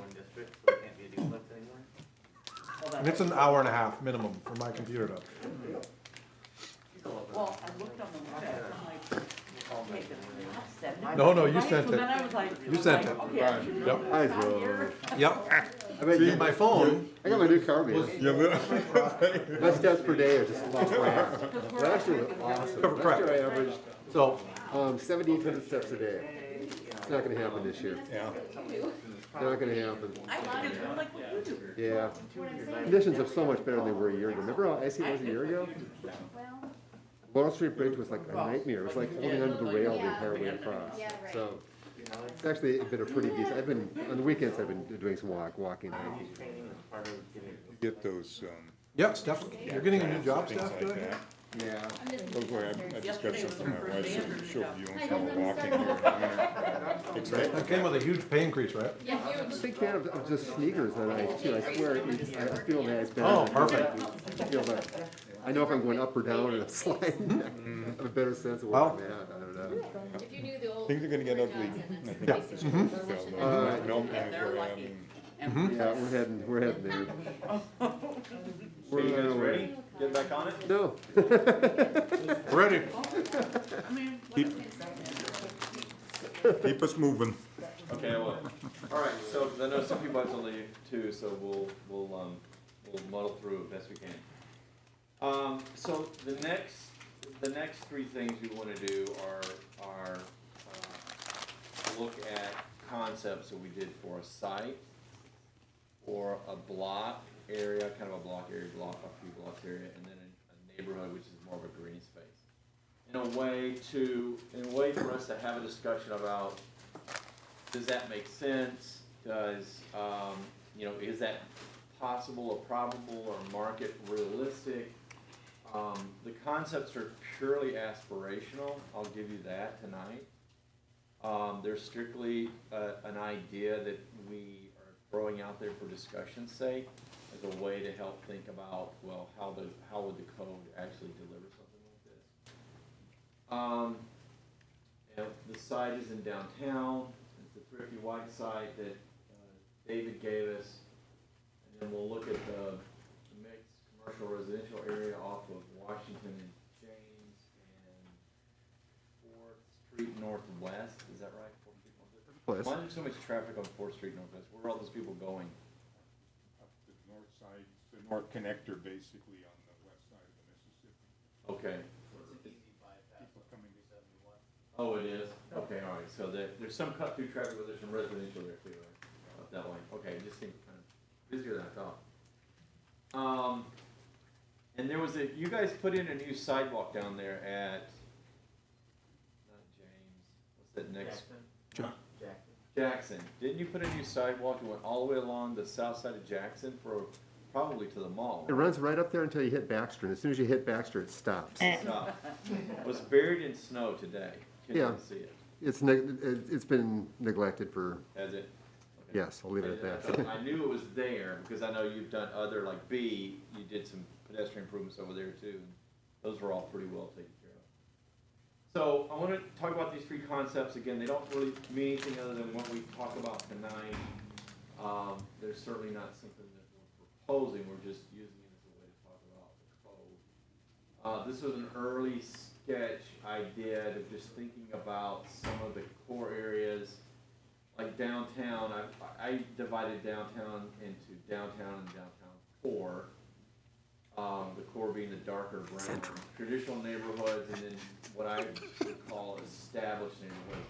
And there are other pieces to this as well, but it's just a way to start to sort of think about physical boundaries and how they apply to not only the land use map, but also the code itself. And I just threw the zoning map in here in case we need it. So let's jump to the site scale. We've got about 20 minutes to review this. This is the Thrifty White site, 8th and Laurel. That's it right there in the southeast corner of the intersection, southwest, sorry. And so we want to think about, so we'll look at the conceptual development program here and then think about how that might apply or how we might use that to shape some zoning requirements. This is the proposed site. Have I got that boundary right, David? Okay. And the program for this site is mixed-use building, first floor commercial, up to 40 units of workforce housing at $9,000 to $1,200 a month, 4 to 5 stories and possibly parking structure. And so we'll use those are our parameters of looking at this site. That site itself is in the current B3 zone, and if I understand this right, that means there are parking requirements in the B3, right? There's actually not, so in that might, So if you actually read this code again, our code is broken. In the beginning of that section of the code, it exempts B3, and then later on, it exempts B4, 5, 6. Oh, okay, all right. Because that's the Brainerd style. Okay, all right. So, okay, tricky. Anyway, so we have exempt parking, off-street parking requirements. And I looked at your stall widths, and so the smallest stall width you have is 10 feet. Is that right? So, okay, you haven't talked about changing that or being flexible with that? Okay. So, in the B3 district, no less than 3 times, including the last actual line in that section, says you cannot have residential on the first floor. It's pretty clear. And height's 45 feet, okay? So for me to think about this site, in downtown, I have to think about downtown, right? That makes sense? So this is the broader, I don't think is Oak Street on here? No. Yeah. It is, it's next to the last one, right? Ed, can you point that out? Do we have it? That's, oh, okay, all right, okay. So, hey, my first blush at it is close. So what I mapped here was all the surface parking, okay? So in orange, not all of it, but most of it in terms of just sort of this visual analysis. So the idea that as you get further away from what might be considered a core, the more sort of a suburban pattern you've got going on in the broader area, right? I took a guess at what I thought, based on a couple of times being here and then just looking at it from some aerials. This is my general idea of what I thought the core of downtown is. 8th to 4th front to the mid-block of Maple and Norwood, I think that's right. Because that encompasses the library, and then everything south of the library is parking associated with the high school, right? For the most part. So that was my general take on it, for better or for worse. And we could debate that, Kevin, for a few nights, right? Let's do it. Okay, all right. Get ready. Get ready. All right, so this is looking at it a little bit closer, and you can, again, see the aerial building pattern, whatever. To me, there's another clue, and I did do some forensics. There's a little forensic analysis in here. To me, this is what's telling me that these are the priority pedestrian improvements. I know we got street lights going down Laurel, but when you look at the bump outs and some of the landscaping, and I noticed that we're getting a new statue down here at 7th and Laurel, right? Babe the Blue Ox, right? And to me, that sort of starts to tell me that that's really sort of the core. That makes up the core.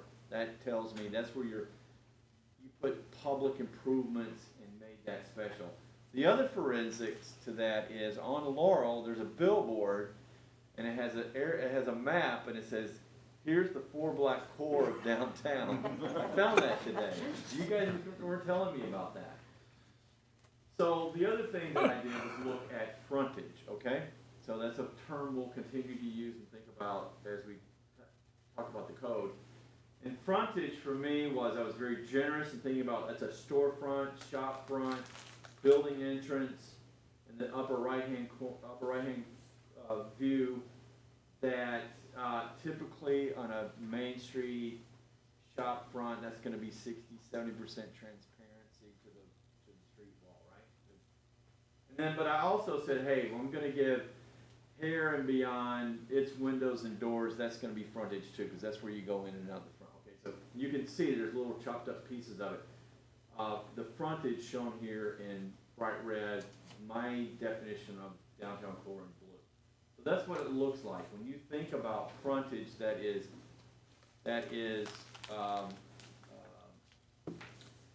relates to a person. It's human scale. I'll give you those if you want to look at them for fun. Human scale. It's got active kinds of physical features to it, whether it's a door, a window, an outdoor patio, whatever it is.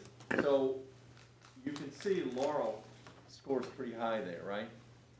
And you can see even front has some pretty good pieces of frontage on it, as does both sides of Laurel. When you get away from really those 2.5, 3 blocks, the front, the established frontage breaks down really fast. It's either blank walls, surface parking, drive-throughs, whatever. There's just not a lot of it there. So that's one of my first cases for making a suggestion about a downtown core and how it would relate to the code. Okay. Anybody have a comment or thought or question about that? Not the end all be all, just think. All right. We can come back to that if you want. Okay, here's the concept plan for a Thrifty White site. And the idea here is it's pretty much a double-loaded corridor building. The thought there is we try to squeeze in parking underneath the envelope. If we can make that turn and get down underneath the building, that's a question. And then there's surface parking on the east side of the site, right? Okay, pretty straightforward. Everything else stays intact. We've got nice, mature planted boulevards. Very generous sidewalk. I think that sidewalk's about 20 feet. It's pretty interesting. So here's the site plan. It's about a 12,000 square foot plate. I said the leasable ground floor is going to be about 8,600 net square feet. I can get about 36 units in there at 860 square feet. That's not SG, it should be SF. 860 square feet of gross average per unit. surface park at 43 spaces, which you see on the right. 46 if we could do 9-foot stalls, which nobody with a self-respecting truck would do, right?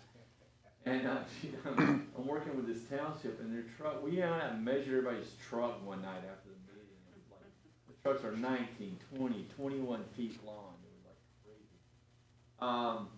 Below grade parking, kind of squeeze in 30 here, and then retail parking, which isn't required, but if you use the 1 to 200, you'd need 43 spaces for that amount of retail, okay? Everybody with me? Mhm. Okay. So, and then if you look at a typical residential floor, 12 units to a floor. The ground floor, the shaded areas are the leasable areas. You've got a building, residential lobby, which has a separate entrance, which I think the code requires, and then there's a service and side of the building as well, and then the lower level.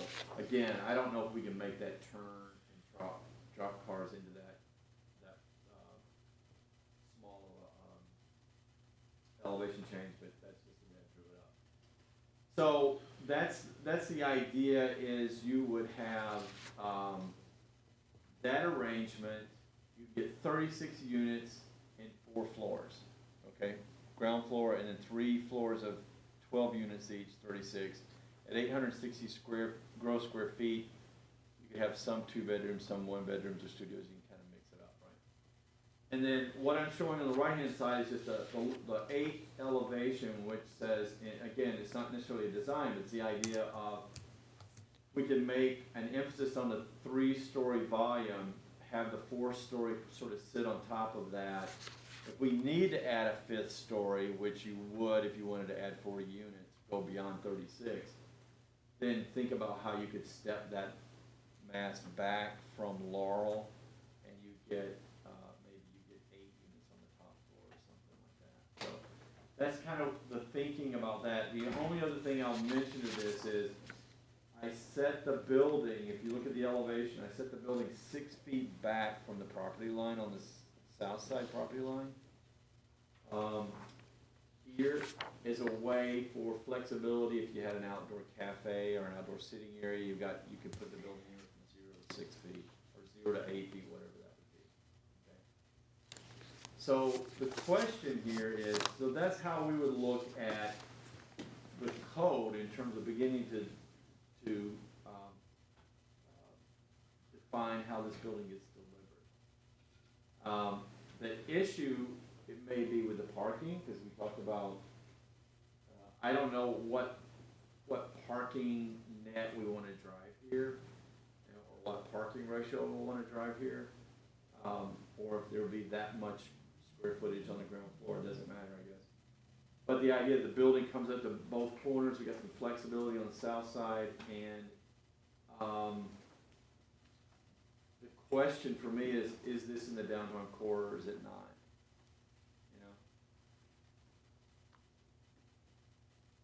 You know? Here it comes. It's part of Central, but it's not part of the CBD. It's on the edge of the CBD.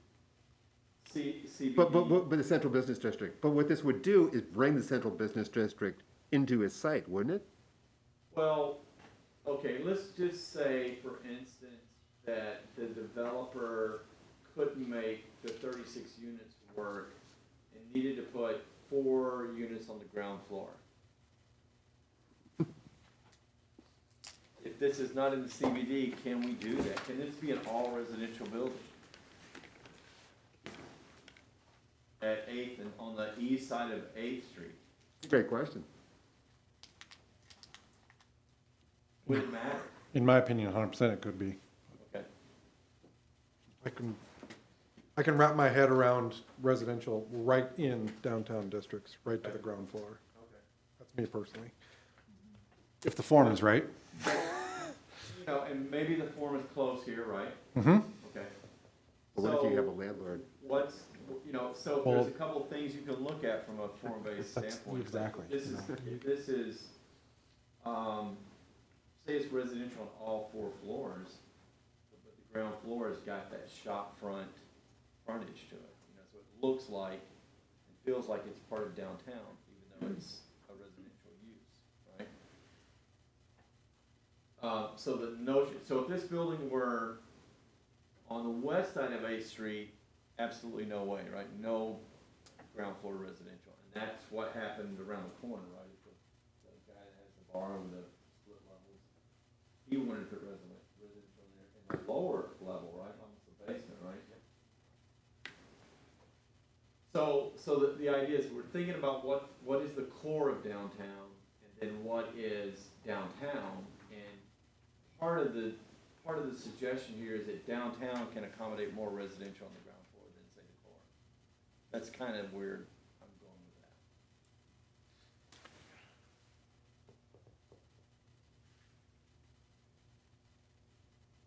That's good, right? Yeah, I think you've got the room. Everybody's excited, okay, good.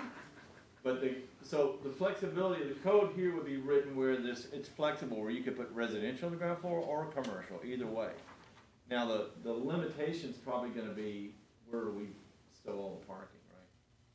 And where does that go, and how much do we need, and do we need one, you know, if somebody's got a 2-bedroom unit, are they gonna just get one parking space? Or do they have to have 2, or do they have 1.5, or whatever it is, I don't know. If you're gonna enforce 2-hour parking, what type of people would really invest in a residence if you have 2-hour parking? Right, but in this case, there is no parking Be requirement. designated. I'm not talking requirements, I'm Yeah. talking about parking laws. Right, so Yeah. it might be that there's a parking max.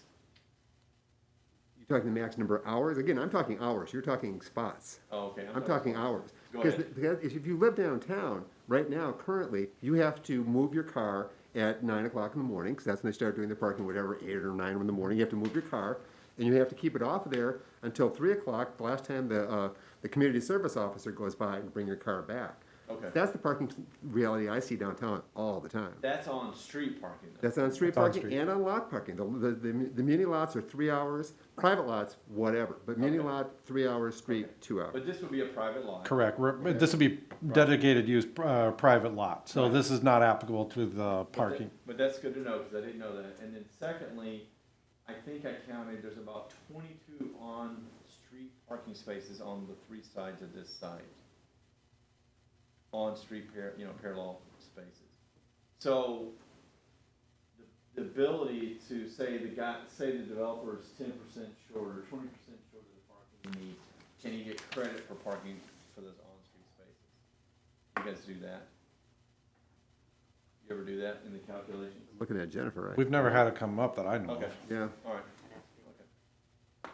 Have we, David? But if that were the case, that means that somebody would have to be permitted to park there overnight. There'd be an overnight parking allowance, right?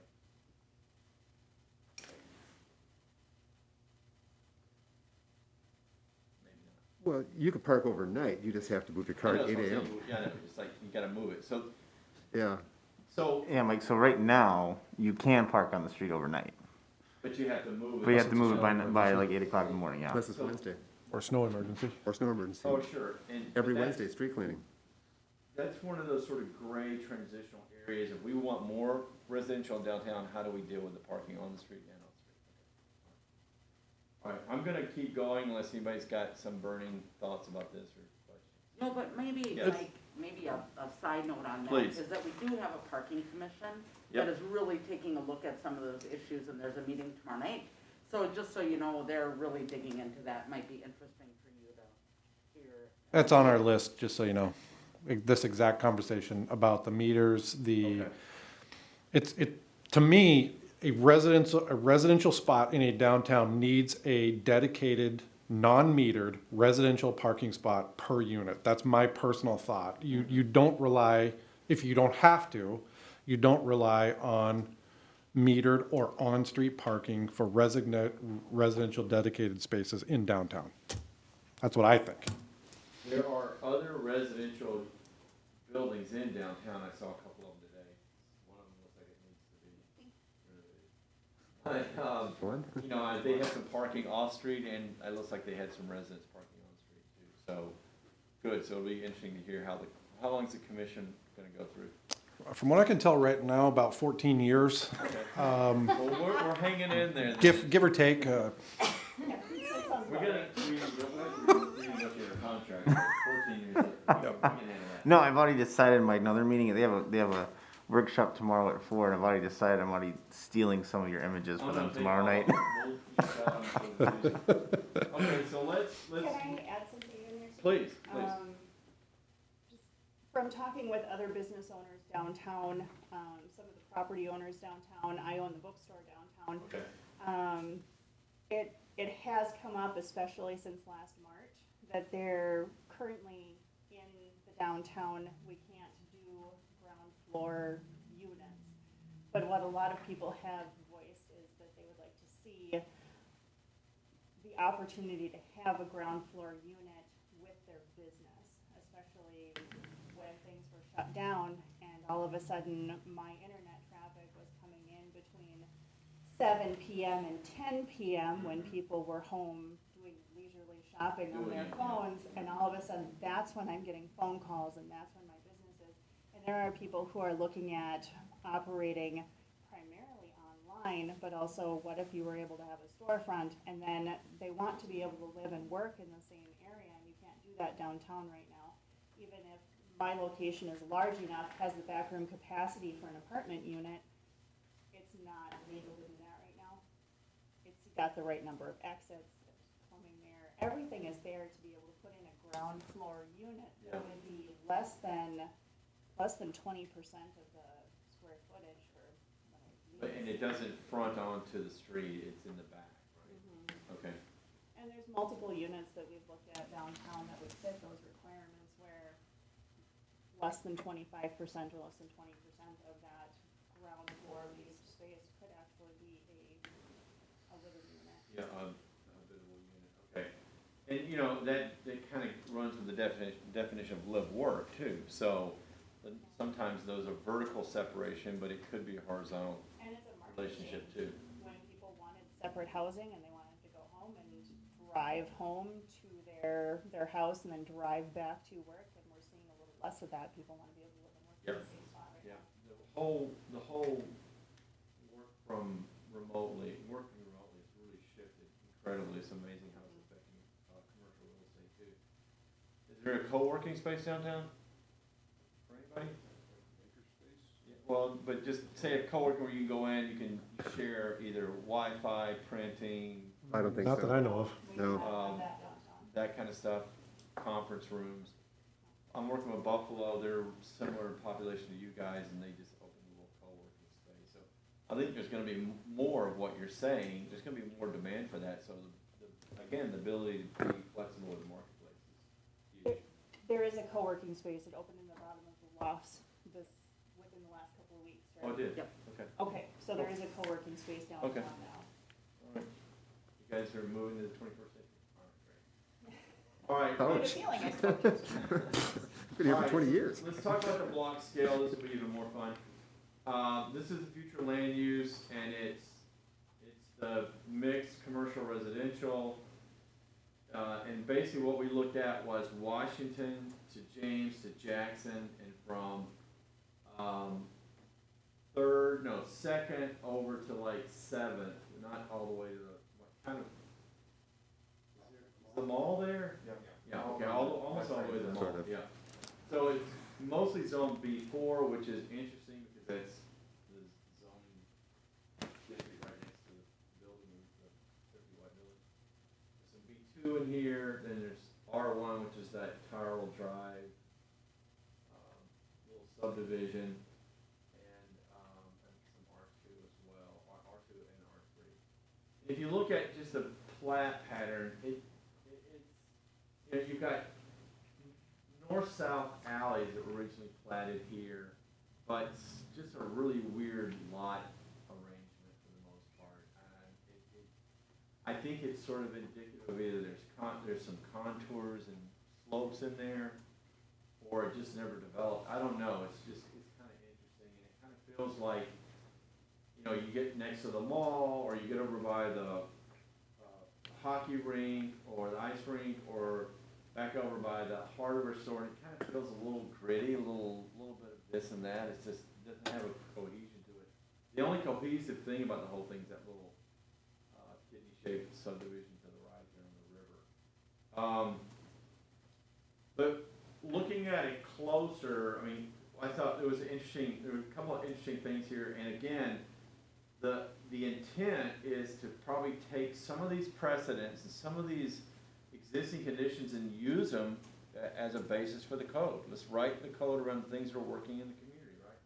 So this is a little 6-unit building, apartment building. This is down on Jackson. The upper left is down on Jackson. On the right, they built 2 almost identical buildings off of Northwest 4th Street with some detached parking. So it's an interesting little, obviously it works in the marketplace, you know, it's 6 units and you can kind of do it over and over again.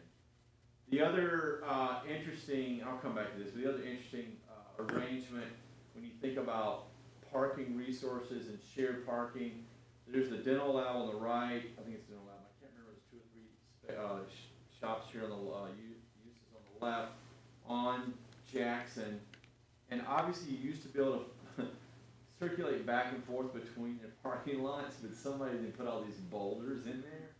It's like you can't do it, you know. It's like parking lot wars or something. So we'll talk about that in a minute, just for shared parking. James Street, 80-foot right of way, 40-foot surface. It's a pretty much sort of forgotten street. If you ask me about it, there's not a lot to write home about in the street. 0 sidewalk. No sidewalks, no anything, and it's, so there's some potential there, but I mean, that's the condition today, as opposed to say Kingwood. Could it be more like a Kingwood Street that has a street tree canopy, it's got well-defined sidewalks, it's got frontages, picket fences on the right, we don't have to have picket fences, but hey, you know, I'll take them if I can get them. You know, those kinds of things that make it much more pedestrian. So if you look at this, I just did this little sketch over the aerial. Everything outlined in red is commercial. Everything in brown is office use. Those orange buildings are apartments. Yellow is either the mobile home park or Charles subdivision. And so there's already this eclectic mix, and I think it's part of why we're talking about it. By the way, one of the mobile homes that obviously had a fire, don't they have to take that out when they're burnt like that? We're working on it. Okay, thank you. Just thought Thank you. So if you look in the outline of blue, that's the gateway district in the land use, blue outline, and then the orange outline is the mixed commercial residential land use, okay, for the land use. Here's the other thing I thought was really interesting. Tell me what you see in all these photos. Anybody? My dentist office. Okay. Okay, there's similarities. That's good. What else?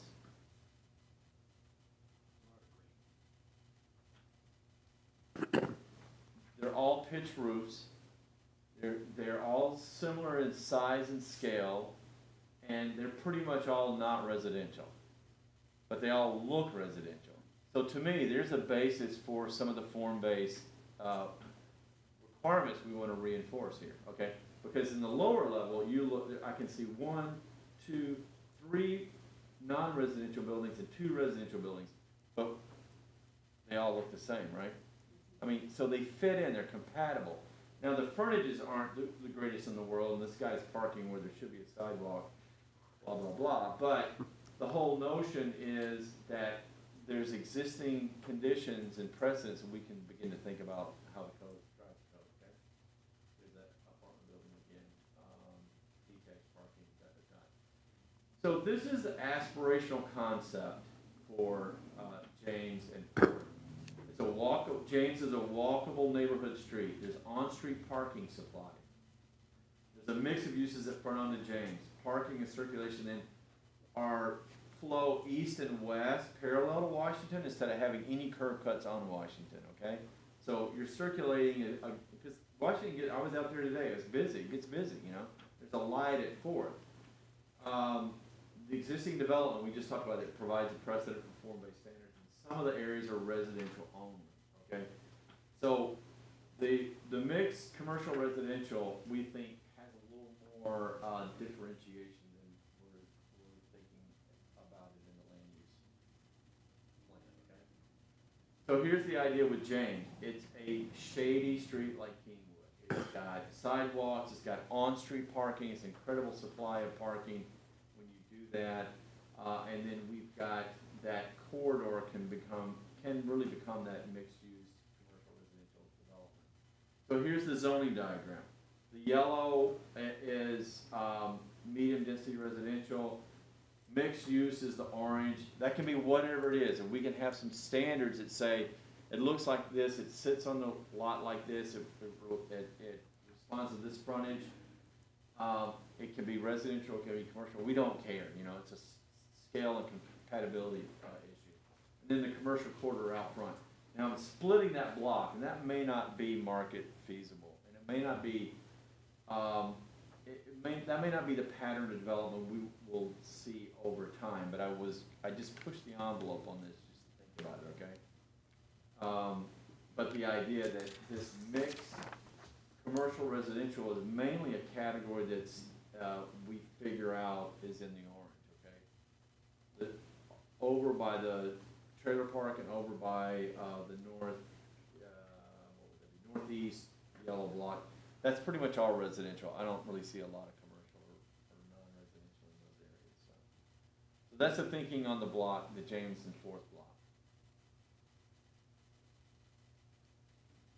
I like it. All right, thanks, Ed. Ed doesn't like it, so he's leaving. He's at it. I like it. I think they did a pretty good job capturing some of the things we talked about. I think that's how you pointed out a lot of the residential kind of feel. Yeah, I think that's something that's really perpetuating. There's two things about that.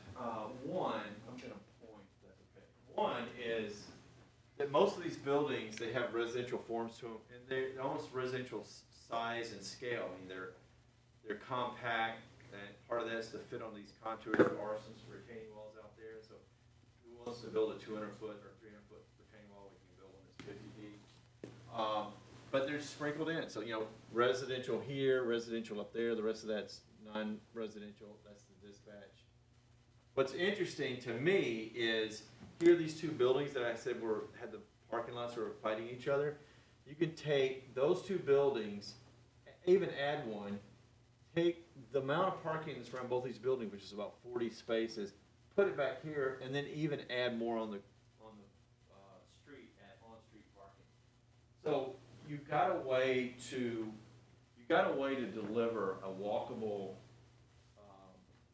mixed-use environment on James, I think, and not really try too hard about it. Now, obviously, you've got, what is it, Hortons? Tim Hortons is new, and, you know, there's a couple other restaurants. New and gone. Well, you know, I actually am showing drive-through in this concept as well. So you could redevelop this site. That's Walgreens pushed up to the corner, and you could still do the drive-through and empty onto the side street. You're not emptying onto Washington because it would be a traffic nightmare. Same thing with a fast food. If you've got the stacking, you can do a fast food in there too, and still reinforce a walkable environment. Hey David, is it worth noting the Northwest 4th Street reconstruction? With the median in there? Yeah, have we talked about that, Mike? I don't know if we talked about that. I haven't heard about that. Yeah, this summer, Northwest 4th Street from Washington, really all the way up to Beaver Dam, is being reconstructed. There's gonna be a solid median from Washington to Jackson. So you can't turn left off of James. There'll be a roundabout at the bottom. Roundabout where? At the intersection of Jackson and Northwest 4th. Oh, okay, Jackson. Oh, really? They're gonna improve Northwest 3rd. It's currently a dirt road. And then Yeah. between Jackson and Beaver Dam, they're gonna restripe it to be more. Will that include sidewalks on the Yes. floor? Yeah. Awesome. And so will it be 2 moving lanes instead of 4? Three. Three. One You'll- north you'll and have a 2 turn south. lane. No, Something like that. So north will be 1 lane, Yeah. and then I've heard 3 lanes coming up south. Yeah, once you hit Washington, it'll split to So three. it'll have a turn lane and then two moving lanes. Yep. Cause you don't need a I didn't know it was busy, but you don't need 4 lanes there. Nope, There's no no. way. And then with the solid median, you have to essentially, if you're on James and you wanna go to Washington, you'll take a right, swing around the roundabout and go back up. Can I go north on Fourth and turn left on James? Nope. You would have That's where to go the Third- roundabout, you'd have to take a You gotta left. go all the way to the roundabout. Yeah, so if you're coming north, or actually technically it's south, Yeah. on Northwest Fourth, like coming down from Beaver Dam, you don't go on the roundabout, you'd go on to Jackson, take a left onto Jackson, which is gonna be improved, and go up Northwest Second. Okay, do you have concepts for that? Yeah, Okay. I can send them to you, I'll get them from the Yeah, city that'd be great. engineer. That'd be awesome. Okay, cool. All right. Good to know. You know, there's the area, I don't know why this area hasn't developed on the right-hand side of the area. I went by there again today and, Again, Northwest Third, that dirt road Yep. will be improved Yep. in part Mhm. this summer. okay, that will be. And We, that'll so probably there's, you know, You there's wanna a, talk about it? there's a sizable amount of topography challenges there, so that'll require either what you were talking about, terracing, or Yep, a substantial amount of fill, yep. to be able to then make that get buildings on there. And you can see I penciled in some of the contours. Yeah, there you go. But again, the smaller building footprint works with that condition, so Right. that makes sense. Okay, cool. And we can translate that into some site plan requirements if we need to. Okay?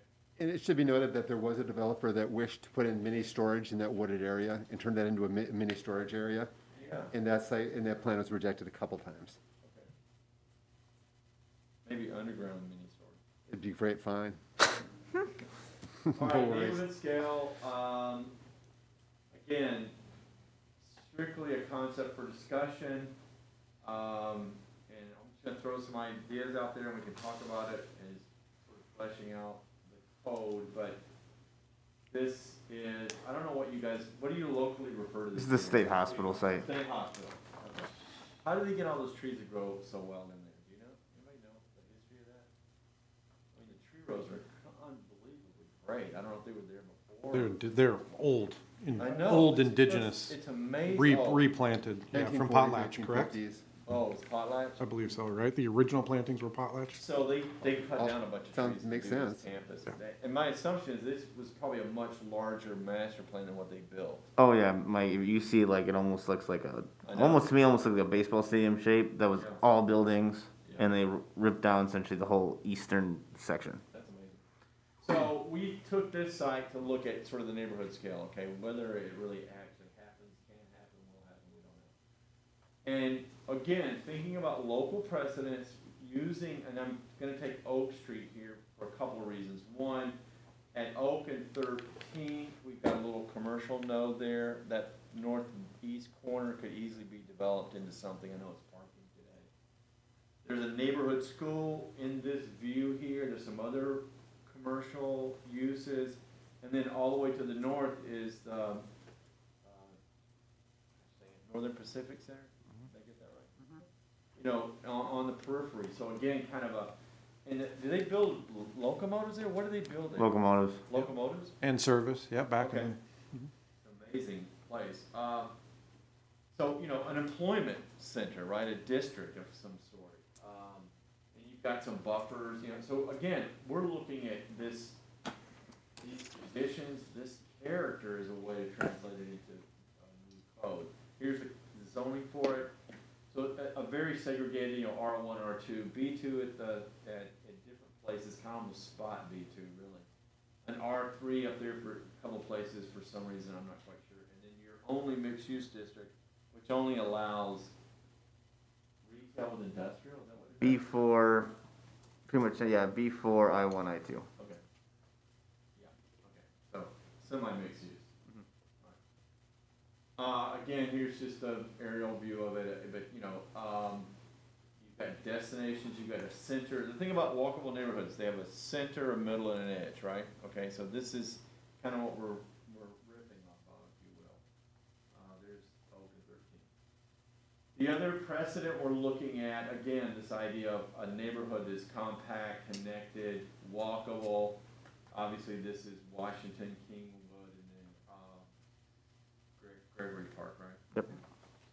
And this was an exhibit I used in the interview, but the idea of thinking about commercial at the edge, sending this mixed use district along Kingwood. I could see that as another one of those residential, commercial districts, and then having some sort of specific requirement for the units that face onto the park versus the ones that don't. Okay, we talked about that in the interview a little bit.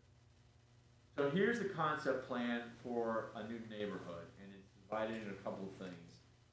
Again, the connected, compact street network. As you come into the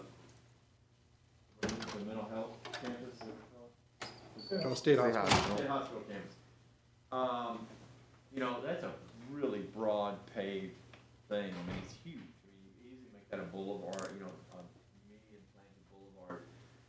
And so off of that street at 18, so that's kind of a little commercial node. You move into some multifamily that's organized around the water tower, and then it sort of grades into densities of residential to the east. There's a little pocket neighborhood in the far right-hand corner, and as you get all the way up to the top, I'm calling that sort of farmettes. So the ability to have urban agriculture within this development, that's about a 200-foot deep plot. And all these, and so you can see as the road terminates, the North Street terminates into sort of the farm center, if you will, that's, you know, it's sort of a co-op with main houses on much larger lots that could even accommodate accessory dwelling units that might be related to the industry up there or the employment opportunity up there. But looking at the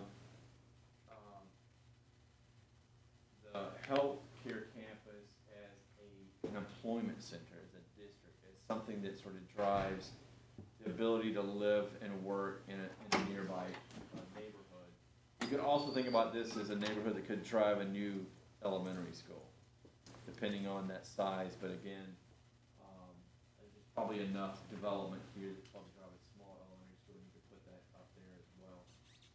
On the west side of the whole site is more of an employment focus, because you've got Caterpillar and printing place up there, Bain. I think that's their big production facility, right? The ability to have some additional employment-based uses that reinforce the street and the street connectivity, and then as it gets closer to the tree row, you know, that morphs into more of a mixed-use development. Again, some public open space. You can easily get 6 or 7 different residential building types in this neighborhood pattern, okay? And then the commercial uses are on more highly visible locations at the highway, right? You're not gonna bury commercial way in there. So you've got this, again, if you think about the transect, it's very urban and commercial at 18, it's all the way north to an agricultural field, basically, you know, so. Again, it's just a concept. So the idea is, then how do we begin to think about that from a zoning diagram? So you'd have a series of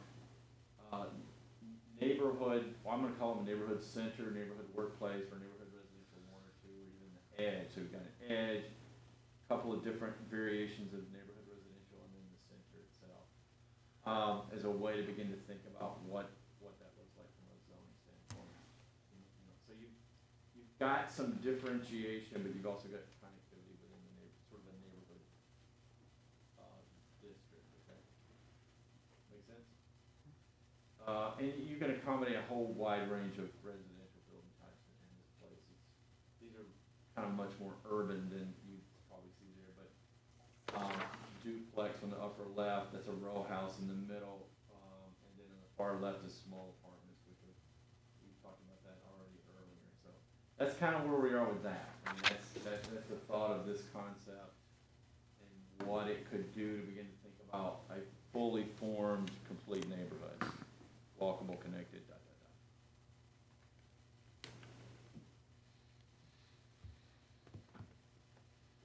Thoughts, questions? me as similar to what the PUD might have done in the concept, where you're thinking about the different elements and how they would all work together. Yep. But you're guiding it all at the same time with the PUD. You're describing the form and where things are gonna go, rather than having it happen organically. Yeah, there's a little more, again, predictability, I'll use that word, predictability about it, and I think it's section, where is it? I think it's your site and design standards, and is that section 10 in your code? 17. 17, it's close to 10, right? You know, you do have, and even in the PUD, you've got a concept drawing requirement. So you can easily see that that's something that could translate into this. I mean, I would call this more of a regulating plan, but it's a little more specific, it's a little more definitive, but you've got the mechanism in your code to do that. You know, and the interesting thing about this site, and it, you know, it could be just 10 acres of this site, but is it's all in one ownership today. You know, that's the interesting thing to think about. I think the other, if you go back or I don't know which way you're going, forward or backward. Forward. Wow, that was Back. deep. That was just harsh. That was just. I didn't That was mean just it shots harsh, right I across just- the bow. No, just 100% She disregard. doesn't know, so she's gonna make. I don't have the arrows. All right. There's no arrows. So, no, think you there's know, your arrows. remote control there, arrows. You know, I think the difference from a practicality perspective, when you're, you know, if you put your mindset in the developer's mindset or from a market perspective, when you start to define your land uses through things like what's here with the zoning diagram, you give them more structure to what you're looking for as opposed to PUDing everything. PUDs can be a very valuable tool from a flexibility perspective, but they can also be something that developers and the market doesn't always love because it is that negotiation that can cost a lot of time and a lot of money. And if you already know, you know, and have concepts of particular areas or districts, et cetera, of what you want to see there, it gives more information to whoever the developer is of what they actually can do, and that it better aligns with your vision for it as opposed to the PUD process. So I still think this offers a lot of flexibility, but it gives more information to whoever the developer or the builder might be.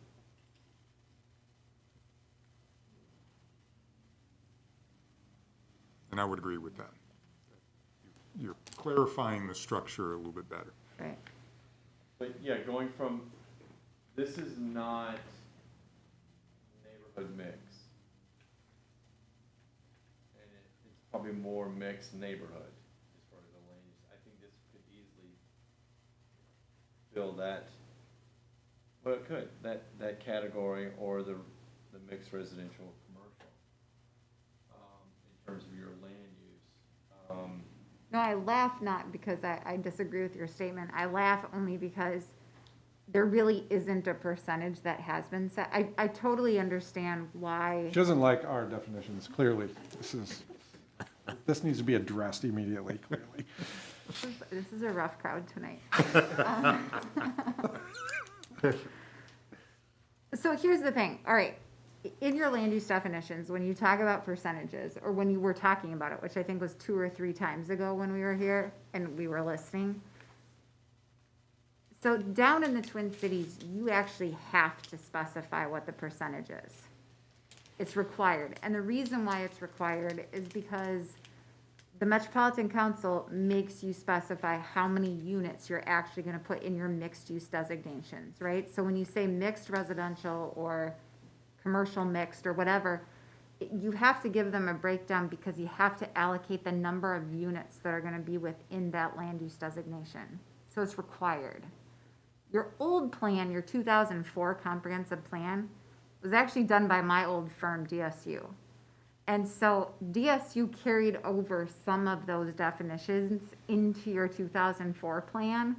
And I see them, I know that's where they're from, and that's why that percentage breakdown was a really sort of critical piece or discussion piece, if you will, because in the Twin Cities, it's required, you have to do it. And so then when those percentages dropped out of your categories, really, you can specify, right? There's nothing that says we can't have those two land use designations. Yeah.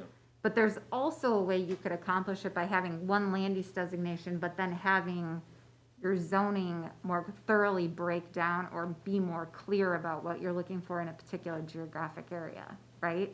So you could have your one land use designation that matches with this type of zoning diagram.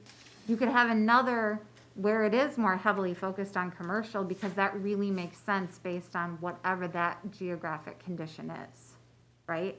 So like your percentages don't necessarily have to tie to a land use designation because you guys are super lucky and you're outside the 7-county metropolitan area. And I mean that sincerely, like from the standpoint of you get to say, right? You get to define it. So that's the only point at all. That's the only reason why I chuckled. So in effect, that's like an imposed structure, sort of like the state shoreland is imposed, and we have some ability, but not a lot, to be able to work Right. in that overlay. Right. And in this case, you have a lot of latitude. You know, you don't have to like, so when Ashley said to you guys, you know, sort of park those percentages on the side, I totally agree with her from the, you don't have to be limited or penned in by that at all, from my perspective. But I think the other thing we're trying to work through is how do we think about the code in relation to those land use Right. categories? And I think this certainly fits one or two of your land use categories, as does James and Fourth blocks. And downtown is still a mystery to be solved, more or less. But, you know, the whole idea of the word, and that was the reason I wanted to do the little word exercise, because neighborhood comes up so many times in your comprehensive plan. And, you know, what does that mean? How do we, you know, this is sort of pushing, I think, the envelope of what a neighborhood is, but it's not unlike Oak and 13th. You got a school in that neighborhood, you've got commercial in it, you've got the ability to have some employment with the Northern Pacific Center, and, so, you know, we don't want to try to reinvent the wheel. We want to work with things that are working here. You know, what are the precedents and the examples that we can lean on from Brainerd to use, right? And so, a complete neighborhood, you know, you can look at smart growth, and it's going to tick off all these things, and we talked about that earlier tonight. So that's kind of the thought there, and you know, it could be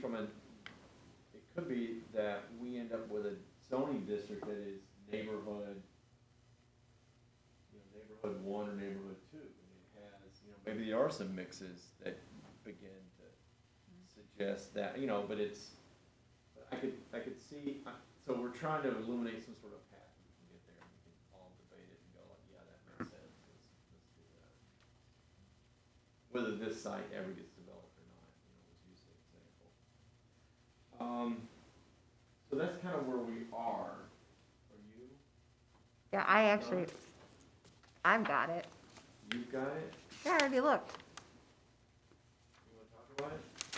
I assume we're talking about the what Survey? You want yeah. to just give a quick summary of the survey? Does everybody want to hear that? Love to. This will be like the finale, you know? Can we go back to it? Yeah, can you pop it up? Because I don't know what the graphics are either that you guys loved and hated. And by the way, you were exactly right. You were non-committal. You were all really hovering in that one. David, can you go to slide order? Slide order, so we can see like 5 or 6 or 8 slides at a time. Oh, wow. Okay. I thought we were just, I have actual slides. I know, and that way we can just, You just want me to put my glasses on so I can see Dave, what you I'm can looking help at. us grab. Okay. Whatever. All right. All right. Are you gonna do like top 5 worst line? Yep, so our top 5 on good, the number 1, which was the only one that broke 2, a score of 2. So way to go, guys. Was slide number 23, lucky number 23. Picture number 23. Okay. No, that's 20. Whoops, On this one. I can't do numbers. There you go. Okay. Cause it's slide 26, but image 23. I'm sorry. Yeah. Is that it? Image 23, you may want to know where that is? Does anybody know where that is? Probably St. Paul. It's not St. Paul. Even though St. Paul is the best place, you're right. And Good, it- good Picking guess. up on this.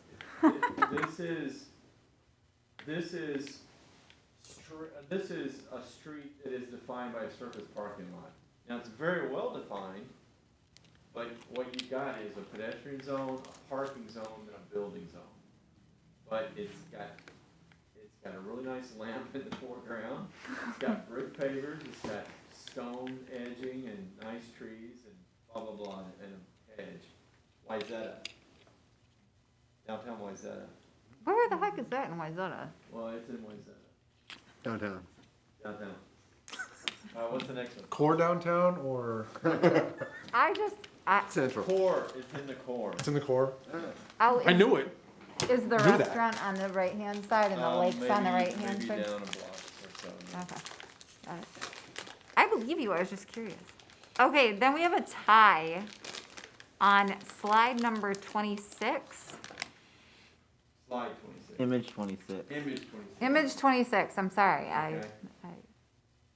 there we go. All right. So this, just in case anyone is wondering, this is Liberty on the Lake in Stillwater Township. This is the restaurant that's actually there. It's a little pub. Which is kind of interesting. And that's that's the green space with a park in the middle, right? Correct. Where the shot is, okay. Yep. Very residential looking. Yep. All right. And then image number 38.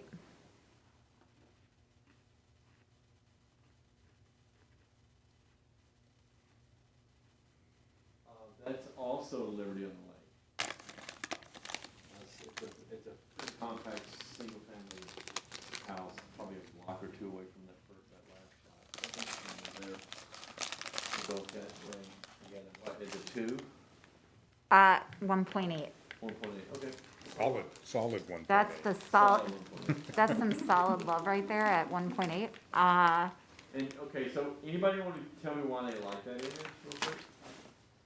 I like the fact that, number one, the colors were vibrant, but two, there was sort of a lot of texture to the buildings themselves, to the landscaping itself. There's variability, but it was interesting to the eye.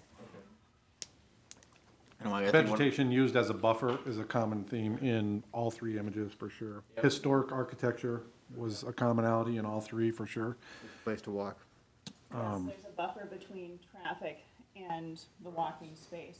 In all of the images, there's trees and there's a strip of grass between the street and the sidewalk. It's just a common sense thing, but you just have to put that priority in our public improvement, I also, one thing common, I remember thinking about this one, was clearly like that house is clearly looks like roughly 4 level house on top of a hill. The house is higher than the street, Yeah. but the landscaping also it helps it make it feel like it's not towering over you. Yeah. Okay, what's next? Our last good one was image number 50. 50. Is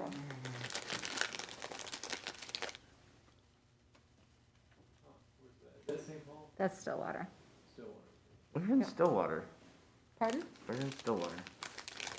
Where? I used to live there. I'm just curious where we're in. Well, it's right on the main street, isn't it? Well, this is further north on the. Actually, no. I think I know what this is now. It's actually north of there, a little bit. Yeah, but that's Stillwater. Anybody want to comment on this again, the green space and the frontage, or what?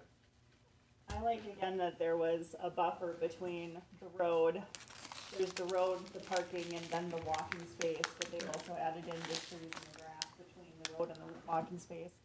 And then there's the screening, so you're not seeing a solid wall of buildings that makes it seem like downtown concrete inner city. There's old growth Yeah. trees, there's the levels of greenery that are in there screening and making it feel a little more small town. And that middle building is at least 4 stories tall, so you have the 4 stories step back. There's the color and the textures again. That doesn't make it look cookie cutter, you know, like some of the other examples that we had looked at through that survey. And for me, again, going back to the landscaping green space, is here's a site that naturally just doesn't have the ability to have a lot of green space, but they did the landscaping tastefully to essentially add that feel of green space. All right, so now we're going to bad. All right, let's see it. Which, by the way, you guys are very Minnesota nice. So nice shot. Like the worst score we had average was negative 1.45. So we didn't get even close to the Well, twos. it's headed in the wrong direction. So we're gonna go reverse. So image number 44. Go back up. This is the very worst, or the, This is the very worst. really? Oh, Yep. interesting. Garage forward, huh? Which, anybody else want to say anything about this? I think one of the things, obviously on the garage forward, I think one of the thoughts I had was way too much concrete. Okay. Yeah. So, who rated this? I want to know what the worst score on this was. Pretty sure I gave this a It- 3. It was close on me too. This Yeah. is Yeah. one of the So what? worst. 3? I didn't do any 3s, but this would have, I had a lot of 2s. Solid This was one of negative them. I think I 3'd this one. So this is. I think you guys all think that, but based on averages, that can't be right. This is Iowa City, on an area called the Peninsula, before you get into the main part of town. These are actually accessory dwelling Yeah. units over garages, so the front of the house is not in view here. That's what I thought. Okay. It was So a trick. That's like a, that's like a common, almost an alley, I call it a lane, a service lane. And, so there's a sidewalk, so that house in the very foreground is at the corner of the street, No curb cuts on the front, is that kind of the gist? There you No, go. no. It's an interesting little development, and they have a number of houses that were built with accessory dwelling units. Well, now Mike, you tell me it's on an alley, I feel a little different about it. Well, Yeah. I think can I speak? Sure. I think that speaks volumes about what this study really reveals, in my opinion. When I see these pictures, it's my belief that we are responding to composition, balance, positive and negative space, design principles, not planning and zoning principles, in my opinion. And in many cases, it's just the composition of the photograph. If you have trees overhanging, if you were to walk from a different place and take this picture through some trees and blah, blah, blah, blah, we may have scored this very differently. So I'm not saying this wasn't an effective study tool, but what I am asking, and this is maybe part of a bigger question, is what are we really sensing here, and are we actually able to control this? What is the domain of architects, designers, market feasibility, and what is the domain of planners, ordinance, and code? That's my big study with even being on a planning commission, Right. is if we were to fast forward 100 years from now and look at Brainerd and see what the outcome is in the future, how much of that by percentage was controlled by code, ordinance, and what's in the book, and how much of that by percentage Right. is controlled by economy, market feasibility, architects, designers, and planners. Because. And part of my experience in being in the city government, I'm gonna play on that, is that down on this committee level, we have these highfalutin ideas and we have standards, and as you get up towards the city council and the final decisions, things become very economic and become very marketing. And down at the level that maybe we're at, is community, it's the future, it's shared values. But you get up towards the top, hey, who's gonna say no to business? So I know, and that's kind of extreme, but that's kind of plays, I think, upon what Kevin is saying. So that's the trick. Yeah, it is, and Kevin, I think that's a very good point, because there will always be markets and there will always be codes. I mean, That's just the symbiotic relationship. If we'd shown this from the corner looking back, so you saw the main house, which was a lot like that, and one you rated really high on Liberty on the Lake. You're right, it would have been, you would have had a totally different probably perception about it and score on it. The point, the larger point, I think, here in terms of marketplace is let's not have a code that says it's like X marks the spot. The code would allow some flexibility here. Maybe one of the neighbors would have built an accessory unit, but the other two wouldn't have. So you don't get penalized because you do it, but you don't get penalized because you don't do it either. You know what I'm saying? So there's inherent flexibility in the predictability, if that makes sense. And, you know, that's again an aspirational thing for the code to reach for. I think it's interesting that, like, you work in design, and so there are people here, we all come from different, different backgrounds and different employments, different careers, things like that. And I look at a picture like that, and I see the setbacks, and I see the impervious surfaces, and it doesn't matter to me as much what color the building is, or what material they used on the outside. So they didn't screen that, and there isn't the distance between the garage door and the street that there should be, and those are the things that I'm seeing. And I guess I feel that all of that is something that our code should reflect, and beyond those details, okay. Yeah, no, exactly. But I really feel like that needs to be screened a little better so that you're not looking down all garage doors. Just don't paint it hot paint, right? What's next? My uncle did that to his house. What's next, Jennifer? Image number 19.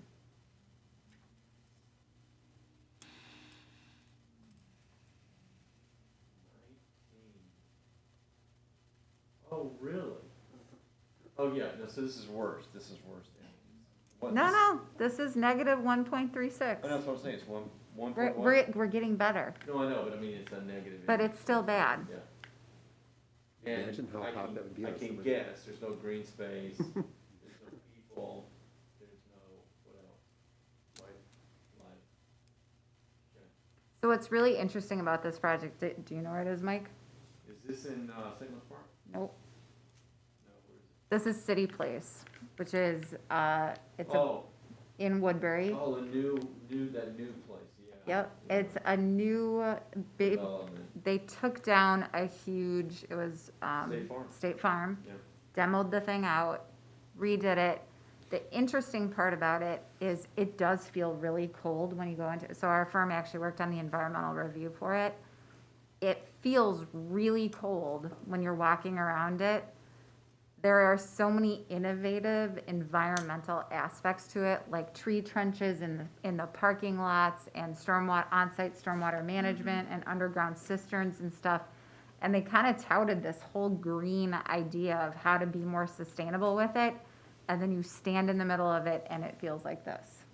It's really kind of, it's such a disconnect between the design and the engineering and the truly the environmental considerations that were given to it, and then what it feels like, and there's a complete disconnect. It's a really interesting project from that perspective. All right. We're getting better. Oh, I'm sorry, no, we're not, because my numbers are hard at this hour.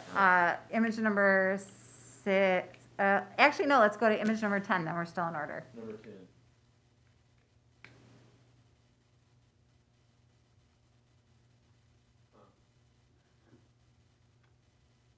Where do I walk? From your car, that's where you walk. Yeah, but still, So this wasn't a negative take on Dollar Tree by any means. Okay. I rated it a little for because of that too. But it's Dollar Tree. Yeah, I think it was crushing the mom. You know, true. Fair. Dollar Tree is kind of like a small Walmart. It's just spreading everywhere.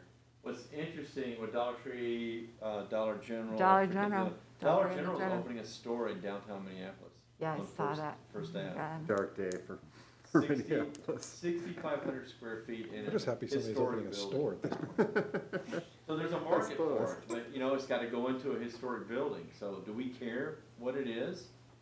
As long as it behaves with the city? I don't, you know, that's the question. What I really don't like is no sidewalks, no crosswalk, and you're greeted by parking lot. This really is inadequate. The layout of that needs help. In the Osprey platform. God, I wish 210 looked like Chris, that. you don't like yellow flowers? What is that? You done? At this point, I'd take that. If I was told 210 could look like that in 10 years, I'd be like, sign me up. The improvement, yeah. Even the road is like that. How tall can you actually have your light fixture in there? I can only afford one All right, fixture, image so. number 6, David, is next. Cartiva. This is a little dark. What was the score on this? Negative 1.18. 1.1? And the very Negative worst 1.2. image was the garages with the units over them, right? Yeah, Okay. yeah. I think this speaks for itself. Poor Grant. They try. All right, lastly, the last negative is image number 2. Really, number 2. They were in a very foul mood at that point, weren't I don't think you knew where we were going. That was, that was my take on it. I didn't know if there was something really bad or really good coming. I saw a mostly open, empty parking lot. Yeah, it's to see a parking that's not utilized unless it's a Black Friday. down. Yeah. they? But, you know, that's, Parking right now. but that's the way your code is organized Right. and what it delivers, you know, it's like, and you get that much parking for a business in a different configuration. That's, you know, sometimes it takes having to break all these inline stores into 4, 5, or 6 or 8 stores and then organizing them, and most of the market's just not gonna go along with that, you know, it's not gonna happen. So Along this the is lines also, of- I'm sorry. oh, I'm sorry. Well, along the lines of your Thrifty White example, I mean, you know, we're thinking, having a conversation about how much parking to provide for each residential unit, and I might argue that maybe we should be trying to short that on purpose to try and cut back on the car community, maximize the walkability. The people that would live there would be proximal to their state. Maybe it's the business owners and things like that, and that in the downtown community, those sorts of things that you kind of not create more parking spaces here, but turn that into something that gives a better return to the community. And, you know, that's a point, I'll go back to Kevin's comment about the marketplace and where we are in downtown, and a mixed-use building like that, I don't know, has there been one developed like that in downtown Brainerd? I'm gonna call it a fancy building, okay? Because mixed-use buildings like that with commercial on the ground floor, whether it's restaurant or retail or whatever, is, you know, it's a more complicated thing to pull off. And from my standpoint, I think part of what the code might want to try and help encourage is affordable housing in downtown. We have an example downtown. There was a building that was pretty infamous directly across from Bridge of Harmony, where I work downtown on 7th Street, that it's owned by the landlord who wanted to put apartments on the ground floor. That's what he wanted to do. And he was thwarted in that, and God bless him, he did a great job. Dave did a great job of taking that building. There's a ton of affordable housing on the top, and you open up, I think there's 4 storefronts across the bottom. 3 of the 4 storefronts are doing well. There's a pizza place, there's the maker space, there's a Arcade is there too. yeah, right, with the arcade, and so that is a poster child of success, and I'm proud of Dave. He took a building that was like an eyesore, there was frequent police stops, it was bad things happening there all the time. The previous landlord actually had his rental licenses yanked. Yeah, He had swimming pools in the sub ceiling, keeping the water from getting in. and it's gone from that with a lot of help from HRA, and, into really looking good, and I'm proud of him. And that was an existing building and he came in and. Yep, Where and is like, that? what's that? Where's the location again? It's a 200 block of South Seventh is what it is. So the addresses would be like, 215, 217. 225. Yeah, exactly. Those would be the addresses. And again, the path of least resistance for him would have been to turn those storefronts into apartment buildings, into apartments. That's the path of least resistance. The city said, And Dave, again, turned and did a great thing. He took that from a building, I still don't like the aluminum siding on there, but he put a really nice, kind of fake stone front on there. It looks good. So there's some success downtown, and that's a mixed-use building. Yep. Good to know about that example. The only other thing I like, which is slightly, it's on topic but slightly off topic, is this idea of when we talk about the market and what how the market interacts with your code and how it interacts with the future land use and architecture and all that business. The other piece of market that, especially when you talk about parking, that you have to think about is not just that what would a developer do or what would someone want to do, but there's also the actually getting the financing side of it and what banks require in terms of what they'll underwrite. And it plays a much bigger role than I think almost anybody realizes, because a lot of the banks, if you're gonna leverage the property or put a mortgage on it, will have standards of what they are willing to write based on the parking. So, like, as you're going through your parking discussion, et cetera, that market piece is different than what we often think about when we say, what does the market want and what will the market do? Banks play a huge role in what they're willing to finance. For sure. So it's just something to think about, because market just doesn't mean developer. It means also, how do you get it financed? Is there a design standard that you know of that the banks use as the skeleton for? It's really geographic based, but they do have, like, if you were to go and interview or talk to some of your local banks, they will tell you what's in their pro forma. Oftentimes, it's like a unit to parking ratio. I know a lot of banks down in the cities in particular had to be lobbied like crazy when some of the cities started talking about 0 required parking stalls, for example, on the light rail lines. The banks didn't want to do it. They're like, who's gonna live there? We don't want to finance that. And so they got to like a half a parking stall per unit. And that's with LRT with a light rail station, right? So if you talk to your banks, the ones who will finance deals, they'll tell you what ratios they look at. And it's not, I'm not saying you have to capitulate to that or you have to necessarily do it, but it does mean that you have to be cognizant of it, because it could delay when you might see development happen, number one.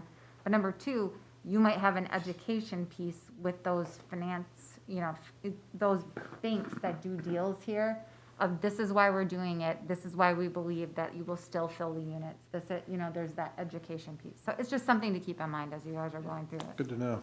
Kevin Scott Antlack is working with, he's the Mid-Minnesota commercial lender, and he's working with us on the co-op project.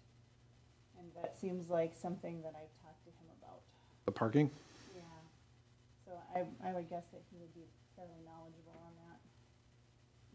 And he's easy to get a hold of. He always returns phone calls. Okay, thanks. Yeah, the thing I will say about it is, a lot of banks have a little bit different ratios. So it's just one of those things I've run into a lot. I was gonna say on this, the reason I didn't like this particular photograph was because I looked at it and it's midday and it's outside a medical clinic and they're using 5 spots right in front of the medical clinic. And to me, what it screamed was parking minimum. It went wrong. Was they had a medical clinic that looks like it takes up a decent amount of square footage, which could be labs or testing or supply or something, and they obviously didn't need that kind of parking in the middle of business hours. So the interesting part about this property is it's actually a retrofit, so you can kind of see how the architecture feels like it doesn't quite match. They added like those little entry facades to kind of reuse. It was an adaptive reuse of the building, and so they kind of put this like little, I call them little fingernails, little fake nails, like, here's my entrance, isn't it lovely? And then the rest is not overly lovely, right? So is that a big box store that was retrofit into a kind of almost strip mall? Yeah, kind of, yeah. It's like that. So anyway, I'm seeing more and more of it, particularly in sort of these places where you have these seas of parking and, you know, you've got these sort of service medical type users that are coming in and they like to be in these types of spaces, but they're way over parked compared to the number of patients that they actually see. It's kind of, Like our northeast Brainerd Mall, where they took the mall when you used to have a mall capacity and the big box stores to go with the mall, and then they retrofitted it into a strip mall, and there is a massive expanse of unused parking. Yeah, and I actually have two thoughts on that one. One, this is kind of similar to, you know, what you saw with a census. You know, 2 years ago at 1 o'clock in the afternoon, most of the side of their site would have been full. But now, in the post-COVID world, most of those jobs are work from home. So there are very few parking spots taken now. And also, the thought I had, what you're starting to see, especially in the cities, and I saw it, you know, growing up in Maple Grove, you saw a lot of these massive parking lots as the Arbor Lakes area started to develop. And then they realized we don't need all this shopping, and there's still people that want to come here. And so what they start doing is, on the opposite end of the parking lot, building new buildings. right. And I could see that. I could see something like that in, for example, the West Brainerd Mall. Granted, most of that mall is not in the city of Brainerd. But in there, you've got massive parking lots not being used anymore. And there's a street there. You could put other buildings there. Or even in the East Brainerd Mall area, too, where you could tastefully put maybe another smaller footprint building on maybe like the northeast corner or southeast corner of that lot. Because obviously you got a couple intakes there, but you could put a building there and not affect the parking. Yeah, and that's exactly what Southdale Mall's been doing the last 5, 8, 9 years. So. Well, we're at time, so I don't want to. Jennifer was going to try and get us done at 8. And I said 9. And I gave you a heads up. but thanks for adding the extra hour. Hopefully it was productive and interesting. I think we are back in analysis and assessment mode, and I'm not sure where we are with next steps or the schedule. If you want to comment on that? I have to look. All right. I didn't bring it with me, to be honest with you. I'll communicate with Jennifer and Mike, and we'll talk at the next planning commission meeting. That How's sounds like that? that sounds great. Thanks, David. Yeah. But expect to see us sooner than later. Very good. Well, thank you very much. I think that was really a challenging, thoughtful process and helping us with our clarity, kind of give us some directions or some hints on where you think we can take this. So I look forward to next steps. Anybody have any follow-up questions for Jennifer and Mike? All right. Well, thank you very much. With that, I believe I'm looking for a motion to adjourn. Make a motion to adjourn. All right. Is there a second? Second, Jaeger. Second. All right. Any discussion? All right. All in favor, say aye. All opposed, same sign. We're done. Thank you very much.